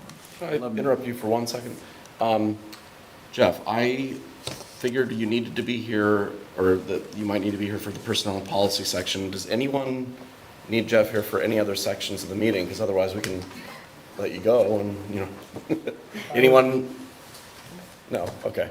Don't look so hurt. I just. Hey, I'm not hearing rain pouring down on the roof. Thinking it may be a good time to bike out. So yeah, if you're okay with that, I'll. Yeah, I think so. I think that was the section where it was, and I think I predicted correctly that it was helpful to have you here for that section, but I think we're good from here. Thank you. Thank you, Mr. Lynch. Thank you, Jeff. And Caleb, if it gets to be too late, you know. Good. I don't You're know. good? All right. All right. But do you have to get up for work early? I do. No, I don't. Okay. Yeah, you're good. Back to you. Okay, 11.06. I have a motion to award the proposal for supplying and installing certified playground mulch for River Valley Landscapes of Riceville, PA, in the amount of $14,921 using CoStar pricing. Do I have a second? Second. Any discussion? Any nays or abstentions? Hearing none, moving on. 11.07, I have a motion to approve the proposal from Hopewell Heating and Air Conditioning of Redline, PA, in the amount of $33,865 for the replacement of domestic water well pump on the main campus project using CoStar's pricing. This project is part of the capital improvement plan. Do I have a second? Second. I think I might be having some internet trouble. I'm Yeah, not so- seeing. I know. I am too. Yeah. Okay. I'm sorry? Something's happening with our internet. Yeah, it's not moving forward in the Can't keep up agenda. with you. Yeah, it wouldn't let me do anything. Mine's okay. Well, this is good. As long as you're working. Any discussion? Any nays or abstentions? Moving on to 11.08. I have a motion to approve a contract with Triangle Fire Protection Incorporated of Carlisle, PA, for the regular 12-year inspection of the fire hood suppression system at Shrewsbury Elementary at the cost of $2,960. Do I have a second? Second. Have any discussion? Any nays or abstentions? Hearing none. Moving on to 11.09. We have here for our information, the use of facilities. As you can view for your own information. Moving on to 11.10, other items of business, which I have none. President Henkel. All right, we'll move on to item 12, but before we do, is your access to the meeting working right now? Yeah, I'm good. Okay. Mine's reloading, so, all right, well, if you've got yours, then, all right, go for it. 12:01, the third quarter discipline data from Dr. Reppert. Thank you, Mr. Hash. Yeah, could you please pull up the discipline for third market period?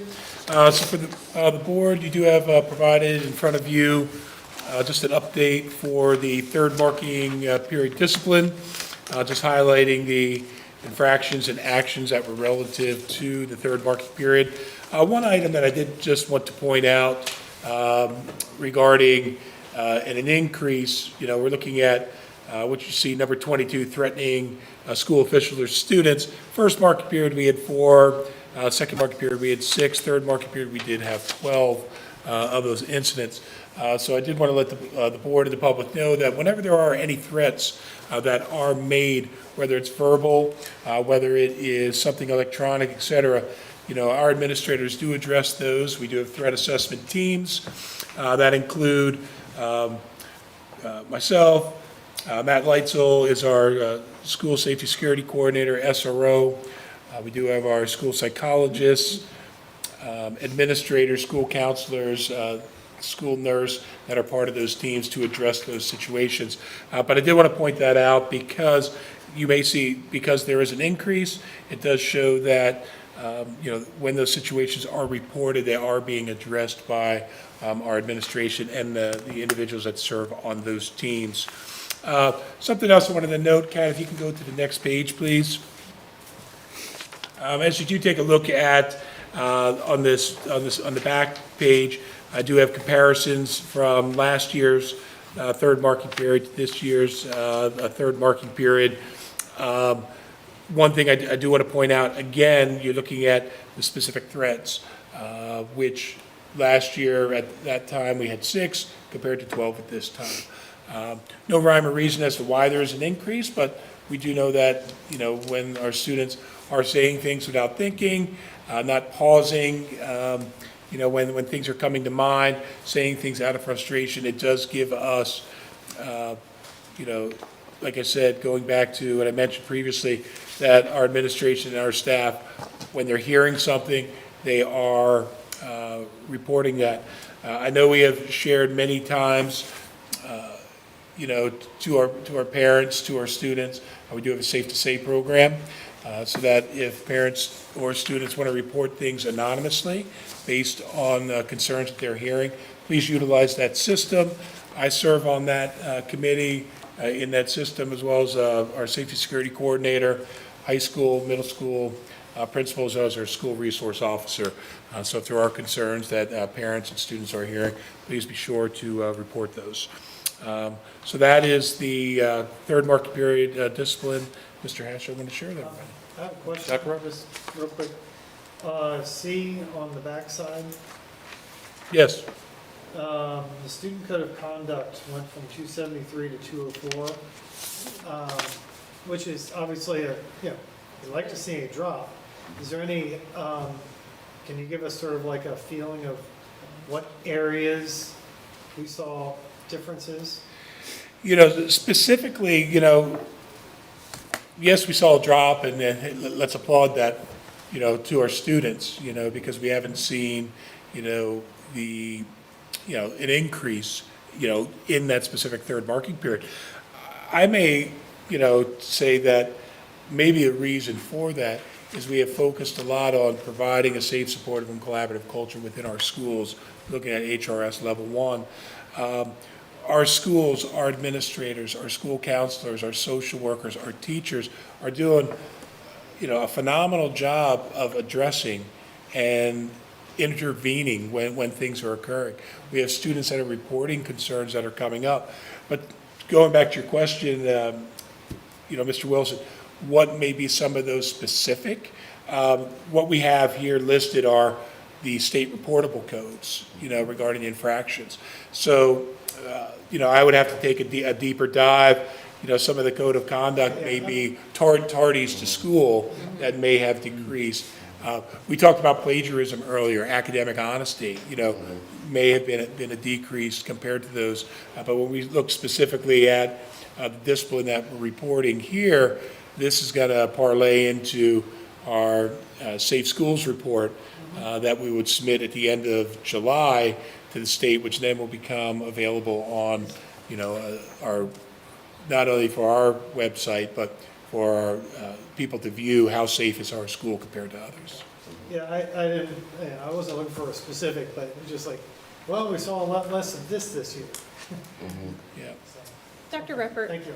to the best of your ability for code description 22, as you highlighted for the third marking period, the threatening school official or student, what was school official or student, which one was the bulk in? Do you Student. know? Student, okay. Yeah. All right. Yeah, definitely threats that were made from student to student were the ones that were the Made most up. prevalent. Okay, thank you. Well, Not that it really matters, but the total of detention is wrong. It should be 378. Excuse me? I said the total of detention should be 378. Marking period 3 was not added. Other page. It's not a huge deal, but just letting you know. Someone's running numbers. Are you using Excel? I was using AI. I'm kidding. No. I'm kidding. Dr. Robert. Any other Thank you, discussion? Mrs. Doberman. You're welcome. I I didn't will, want you to I will check into Have that. wrong. Any other discussion on 1201? There's a formula error. Moving on to 1202, the student transportation report for May 2025 is there for your perusal. Just wanted to pull two things out of it. For the 2025-2026 school year, we do have several routes that need drivers. If you know anybody, send them over for a student. They would be appreciative of some jobs there. They successfully planned 18 activity bus routes and 55 athletic and field trips in May. And that is, in my opinion, pretty spectacular for, what do we have, like 35 buses, I think, around that, something like that? So that's pretty good. All right, moving on to 1203. I'd like to make a motion to approve the 2025-2026 Emergency Operations Plan. Do I have a second? Second. Do I have a second? Any discussion? Any nays or abstentions? Hearing none, that motion passes. 1204, I would like to make a motion to authorize the coordinator of student transportation to do two things. Number one, approve bus routes and drivers for the 2025-2026 school year prior to a board approval on August 14, 2025, and as well approve bus drivers throughout the 2025-2026 school year between the board meetings. Do I have a second? Second. Any discussion on that? Any nays or abstentions? Passes. 1205, I would like to make a motion to approve a quote from Axon Enterprise for body cameras for security personnel. The quote is for a 5-year period beginning August 2025 at a total cost of $7,996.80 or $1,599.36 per year. Do I have a second? Second. Any discussion? Any nays or abstentions? That motion passes. All right, 1206, some grant-related items. I would like to make a motion to approve the following grant-related items. One, the revision of a grant issued by the Pennsylvania Commission on Crime and Delinquency. Number two, the submission of an application for the School Violence Prevention Program grant. And three, the submission of a grant application for school bus stop arm cameras through the PennDOT Automated School Bus Enforcement Grant Program. Do I have a second? Second. Any discussion? Any nays or abstentions? That passes. 1207, other items of business, I have none. Back to you, President Hinkle. Thank you. All right. Item 13, I'll turn it over to Mrs. Doberman. Thank you. Item number 1301, the athletics report.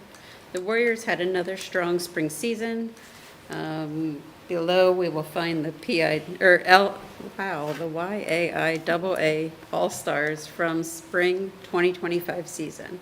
All-Stars for track and field and boys tennis have not been selected at this point yet.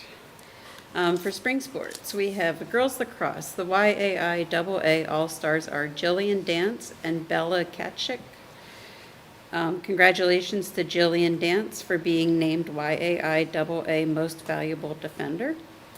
Boys lacrosse, YAIAA All-Stars, Grant Johns and Nicholas Burns. Softball, the All-Stars are Ella Wetzel and Emily Karst. Baseball, the All-Stars are Andrew Unklesby, Jaden Sipe, Landon Keeman, I'm not sure, Grayson Copenhaver, Braden Krebs, and Henry Heilman. That concludes that. Item number 1302, the athletic event ticket prices for the 2025-2026 school year. I make a motion to approve the athletic event ticket prices for the 2025-2026 school year. They will increase $1 for the adults, and there is no increase for the students, and then the increases go through the game passes, the sets. Do I have a second? Okay. Second. Any questions or comments? I have a comment in that, I would not personally be comfortable with doing anything to discourage, people from coming out, attending our events, and,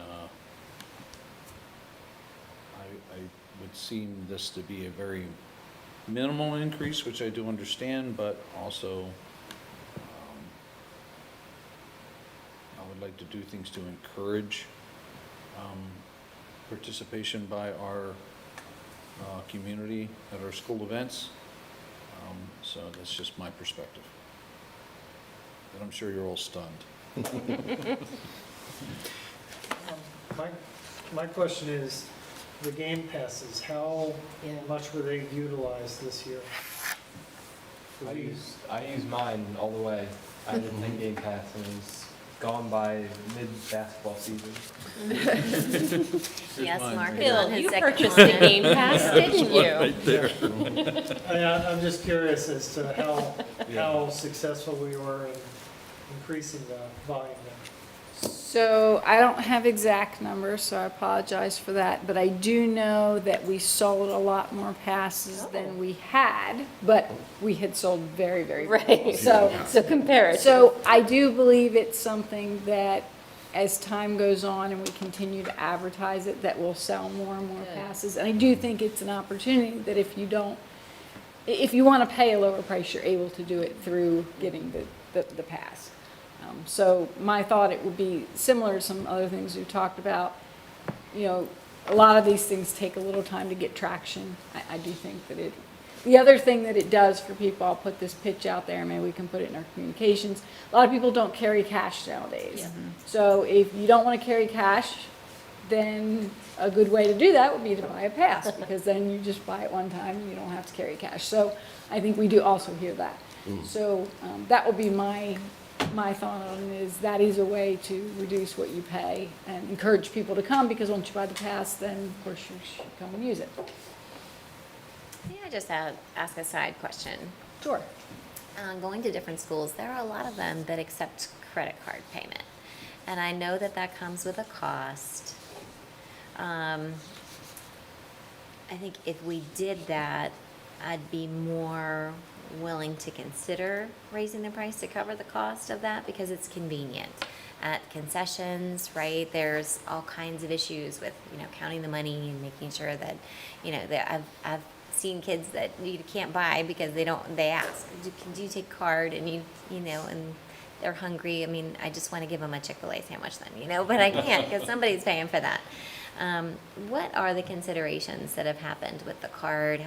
I feel like we've looked into that before. Yeah, so again, as we talk about costs for people, it is literally $1. So Trevor's looked into it. And I'm not saying we won't go forward with, but if our concern is to keep costs down, it is $1 per ticket. So that's what we're talking about here. So, at the end of the day, it is a pretty steep. It is. Yeah, I mean, that's a pretty steep lift there. Right. I know some districts are $6, The other I think thing, they're- as you get the card readers and everything, security obviously is huge. I mean, because you're handling people's credit cards and all. So that would be another concern that I would have, is we're now dealing with handling credit cards. Is there any difference if it's phone payments? Or is it the payment processing is $1 regardless of what we do, or are phone payments another option that? I don't know, we'd have to look into that. Wait, I'm you not like that, sure. No, phone tap. Yeah. Oh, I got you. It's the same as credit card. Yes. It gets you out of having the well, yeah, so the card readers, I think there are some readers that only handle phones. And we could leapfrog credit cards. But it would still be the fee. Well, I was curious what it would be, because that $1 is not everything is $1 for a $5, not every merchant has to pay $1 for a $5. No, and I think that's what they're saying though. So like when we do things within the district, depending on what it is, we pay different fees. So I think what he found was for tickets, that's what it is. Yeah. And so, you know, again, I know I've been noticing is if you go out and about, like before, it didn't matter if you cash or charge. Now there's more and more places, so I'm not sure what's going on with the credit card companies, but there's more and more places that I've noticed there's a different charge if you use cash or credit card. So Vending that- machines are notorious for it. yeah, there's a lot of local places, I don't want to name any, but there's a lot of where you got to kind of make sure and read the signs if you don't want to pay the additional amount. Yeah. So what you were talking about was for concessions. If we looked into credit cards or phone payments for concessions? Yeah, again, I think we'd have to look at the fees first, but then the other piece was, I know watching concession, you'd have to train everybody to use those cards, and is, from a security standpoint, is that something we wanna take on, because they're volunteers, so, I think those are all considerations that we have to look at. And I think concessions, one thing we could potentially do is there a way for concessions to do like a card type thing? So that you're not having to carry cash. Yeah, because you can carry the pass to get in and, and a card for your So I think, snacks. That's interesting. Yeah, that's a good idea. yeah, like, you know, you pay so much and you get a hamburger or a hot dog and a soda or a pretzel and a soda or whatever it is you Right. want to, yeah. And then there's the error in calculation is definitely off the table. So that helps. So I think those are all things we can look at. I don't know that, my thought would be if we go towards electronic payments for tickets, I'll stick with tickets and stay away from concessions. That would be something we would pass on, just like we do in all the other areas where we take cards. But I see that as a different issue. But if that's something the board wants us to bring back, I mean, we can definitely take a look at it. But that's why we've kind of strayed away from it. Isn't Boosters coming in to talk to us in August? Is that something that maybe that would be through them running concessions? The Booster Club? Yeah, I mean, I think it possibly could be, but again, from a security standpoint, I'm not sure that they would want to take that on. Because it would be through our, like, whatever we would connect through the internet will probably be through our servers and everything to be secure. So, but that's something we can talk to them about. So, I have two questions. One, am I wrong that this is not like the athletics budget? Like, so if we would increase this $1, that would increase the budget just a little bit for athletics, correct? It wouldn't increase the budget, it would increase budget, the but- revenue coming in for athletics. Okay, and then we are 1 out of 2 schools that are the lowest. And when was the last time we had a price increase? I don't remember. A long time ago, right? Yeah, it's I mean, been so it's long, I been don't so remember. long, Yeah, so it's, I really don't I will see a- say it's definitely been more than 10 years. Yeah, I really don't see a problem increasing it $1. If we were increasing it 2, yeah, okay. But $1, I mean, it's been a while since we've had a price increase, and all the other schools are getting our $1 when we go there. So why not get their $1 when they come here? I hate to say that way, but it's true. You know, like, if we're paying more at another school, then let's make them pay that too.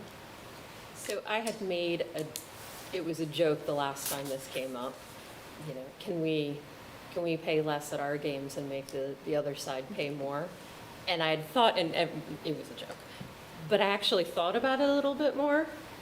We could have, if you wear red, Yeah, but you get a discounted price. somebody would hear that. How much I mean, then? like, I hate to say that, but, yeah. I've got a lot of red. And Yeah, is it but- Southwest Red or is it Southern? Right, yes. Southwest. But I mean, I'm just floating the idea. Is it a maroon? or It's a burgundy? great idea, but once they watch this They could. You could say Coordinated. spirit wear. If you're That's fear a for the little bit Warriors, more you than get a just $1 off. red. I That think is spirit's true. wear. Spirit wear.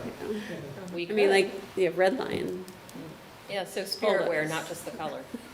So in anticipation that this might not go completely smoothly, one other potential thought, Hang on. is, What are most people thinking of voting before you? I don't know. Before I wanna you hear don't her. negotiate down already. Yeah, no, I. okay, all right, sorry, Nathan. I'm thinking I'm voting for this as is. I'm voting for this. Bill, I know you. I'm not. Vote away, my friend. No, but what are you thinking? I'd like to hear Sue. No. Me too. I'd like to hear what she has to say. Sorry. You ruined it, Susan. I think we have Vote on it. So the only other consideration I thought about is if the concern are southern folks and what they're paying, the potential is you could vote on it as it is, which is what we're recommending, or we leave the passes unchanged because you have the right to get a pass, which is a reduced price anyways, and we only sell them to people that come to Southern. Like, we wouldn't sell them to the away teams. So that would be a potential, but I still am recommending what's on the table. I was gonna say, I mean, you're still getting a discount with You're the- still getting- with- you're still with getting a Family large Pass, discount. So why Yeah. not just do it as is? Because you're still getting a discount as a Susquehanna. Right. Can you say it for me again, what you were proposing? Because like I think the issue where I really had was on the family passes, that was the most increase. And so you're saying that we wouldn't increase the family passes? Well, when you say it's the most increase, it's because it's the largest ticket. No, I know, but Yeah, even when yeah. you look at it, like, I mean, I guess they're all hovering around 20% or so, which Right. seems like a lot to me.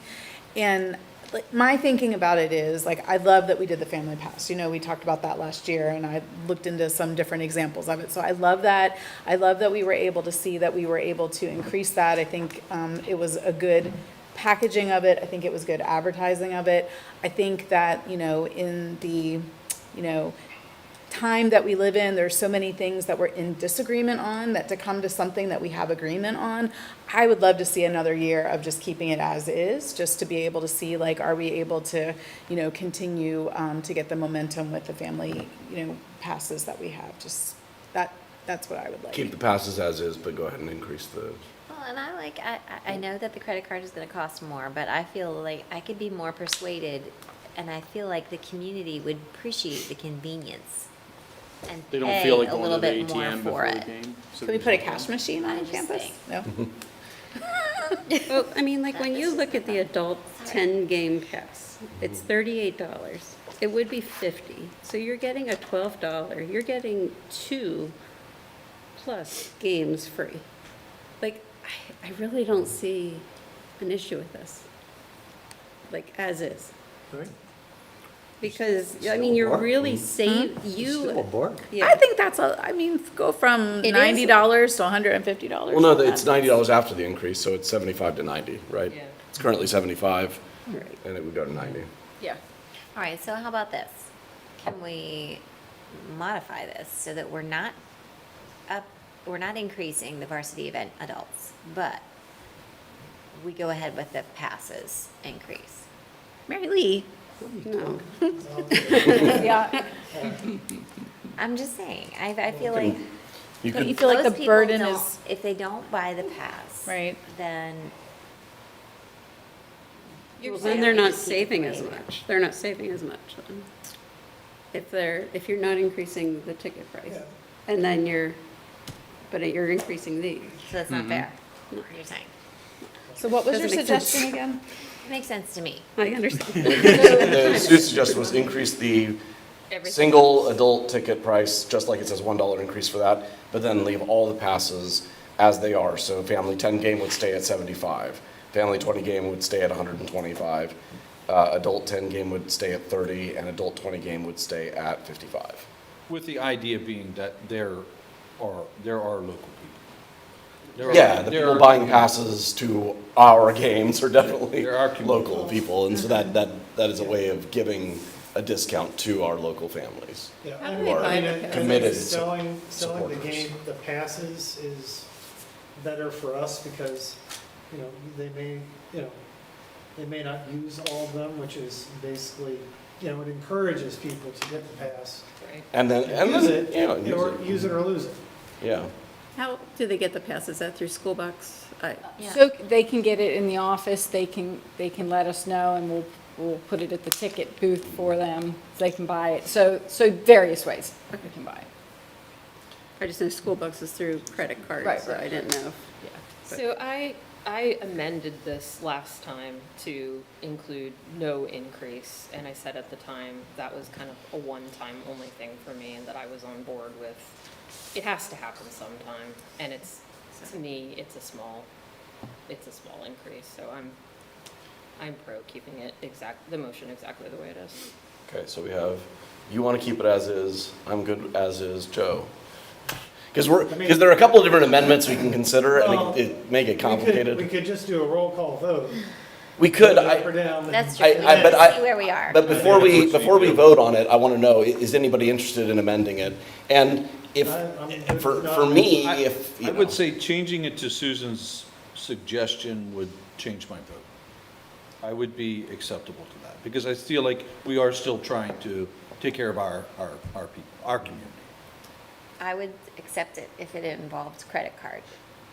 My thought is Jim, Liz, Jen, and myself will all vote for it as it is. So if you're not- one other person will vote for it as is, you would? Yeah. Okay, so I'm just getting ahead of it. An amendment's gonna fail because the votes are there to pass it as is. All right, well, let's go. Yeah, so if anyone wants to move to amend it, And I think the you have credit that card thing, option. that's gonna be a separate thing. We're gonna That's a whole have to separate come back. deal. Yeah. It is. I know we can't Which do I'm that also in now. favor I'm of, just but not saying. right now. Yeah, and can I just ask something about that? So we'll take a look at that separately, so let's do that separately.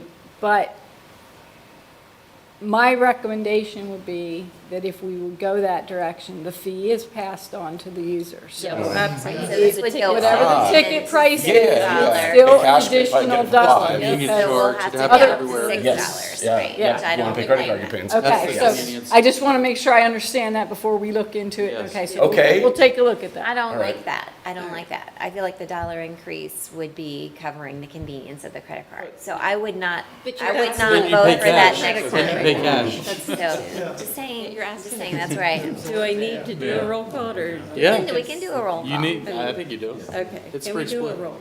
Yes. James Holly, Yes. Joe Wilson. Yes.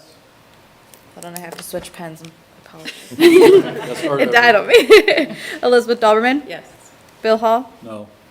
Mary Lee Hall, No. Samantha Hall, No. Jeremy Hash, Yes. Jen Henkel, Yes. Nathan Henkel. Yes. Okay, that was 6 All yes. right. If anyone complains, I'm sending them to your email. They shouldn't be. Item number 1303. Okay, A little brevity is all right. I make a motion to approve a physician services agreement with OSS, OSS Health, effective August 1st, 2025 through December 31st, 2025, at a cost of $150 per event. Do I have a second? Second. Any questions or comments? Any nays or abstentions? This motion carries. And as for 1304, I have no other items of no items of business. I turn it back to you. Thank you. All right, item 14, other business, anything? Hearing none. 15.01, Legislative Council. I'll turn it over to Mrs. Mary Lee Hall. All right, thank you. So passed by the House, Bill 1402 ensures that teacher certification fees would not exceed $50, as well as members of the U.S. Armed Forces, veterans, and their spouses would be excluded from those fees completely. Bill 355 protects children and holds offenders accountable by providing sentencing enhancements for courts to consider in sexual assault cases where the defendant is a mandated reporter.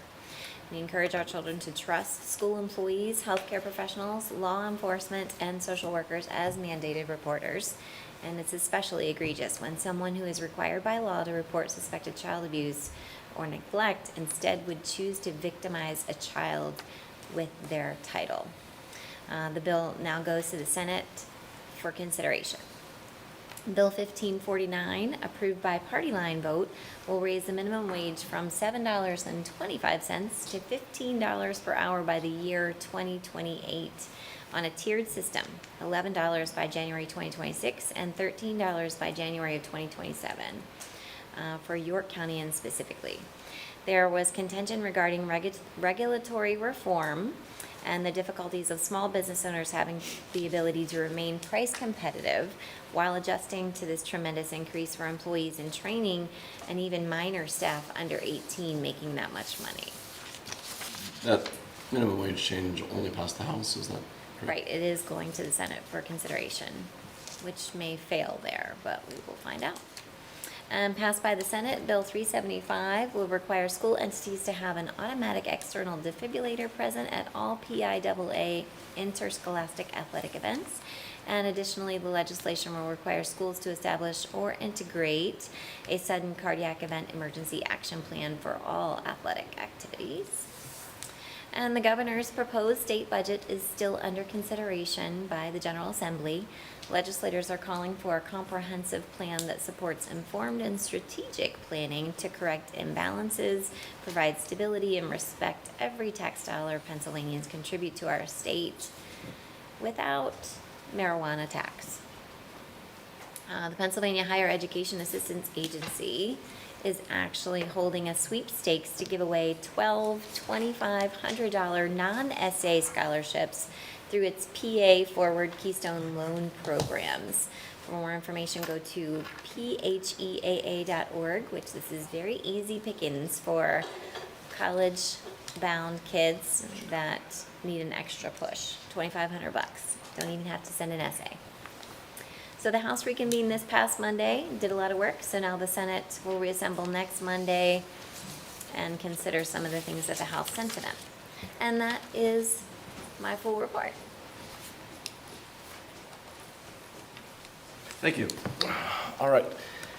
Moving to 15.02, Mrs. Donovan. May 22nd was graduation, and it was actually the first York Tech graduation that I ever attended, and oh my gosh, I wish I would have went to the other one that I was chair of. But it was amazing. It was amazing to watch the kids and just how excited they were. I mean, they were so excited and just how proud they were, and it was cool. We had a lot of Southern York students speak at the graduation, so that was really neat to watch. I was like looking down through the names and I'm like, oh, I should know that one. I don't, but I should know that one. And so they had it indoors at the York Fair Expo grounds. I think, if I counted correctly, we had 20 students graduate from there, give or take. So that was amazing to watch. York Tech also purchased some land, or they're working on purchasing some land, but that money will be from the adult education balance, or adult education will be paying for it, and they'll be using it eventually, but right now it will be rented out. So really, they're not losing any money until they actually take it over after a few years. They were also looking at possibilities of changing the buildings so they can get more people to come into York Tech. And they're also looking at building another building on the property to help out with, I can't think of what it was. Do you remember? What? It's where the sports complex is going in. What is that, Learning? York Learning Center? Yeah, York Learning Center. York Learning Center will be losing their place, and they were looking at possibly saying, hey, do you want to move here? Which would cause them to build, and they were deciding where they wanted to build and how it would help them in a long run, like if they took it over and they had a lot more students, or do you put it in the back of the property? Or so that was discussed also, but that's in the long term down the road. But that's everything I have. Was there anything short-term as far as being able to accept more students for the next school year? Yeah, well, that's what they're working on. Are they doing They're, it this summer? um, Because I know they were talking about moving classrooms around so they could fit more yeah, students in. I don't remember when they're starting, but I know they're starting. I don't know that it's next year, but it could Yeah. be the next, but sorry, I don't know that answer. But I know they're really trying to get more students in there and Yeah. because the demand is high and the wait list is high. Get that wait list down. Yeah. Thank you. LIU 12, Mr. Hash? I have nothing to report. All right. York Adams Tax Bureau, Nothing to report. Southern York County School District Foundation, Mrs. Mary Lee Hall. We have not met. We will not meet until September, so I have nothing to report unless Mrs. Green, you might have something to add. I do not, thank you. Other items of business, anyone? All right, moving on to 16.01, the student activities report for May 2025 is attached for your information. We have a couple of student teacher placements, Miranda Snyder and Beverly Markevka. We have a few resignations and retirements, also attached for your information. 16.04, other items of business, anyone? All right. 17.01, we have, I'll turn it over to Dr. Ruppert for this one. Thank you, President Hinkle. These are our ending numbers for the 2024-2025 school year. Just one thing I do want to note for the school board, as well as the public, the Southern York County Digital Academy Education, this will be the last year that we'll have that. So any students moving forward from within our district that would like to participate in a digital cyber program, we would enroll them through our the LIU Lincoln Edge program. Thank you. All right, item 17.02, I will announce that we had an executive session immediately prior to this board meeting covering safety and security, legal and special education matters. And also the next regularly scheduled board meeting of the Board of Education will be held on August 14th, 2025 in the same room, beginning at 7 p.m. Turn it over to you.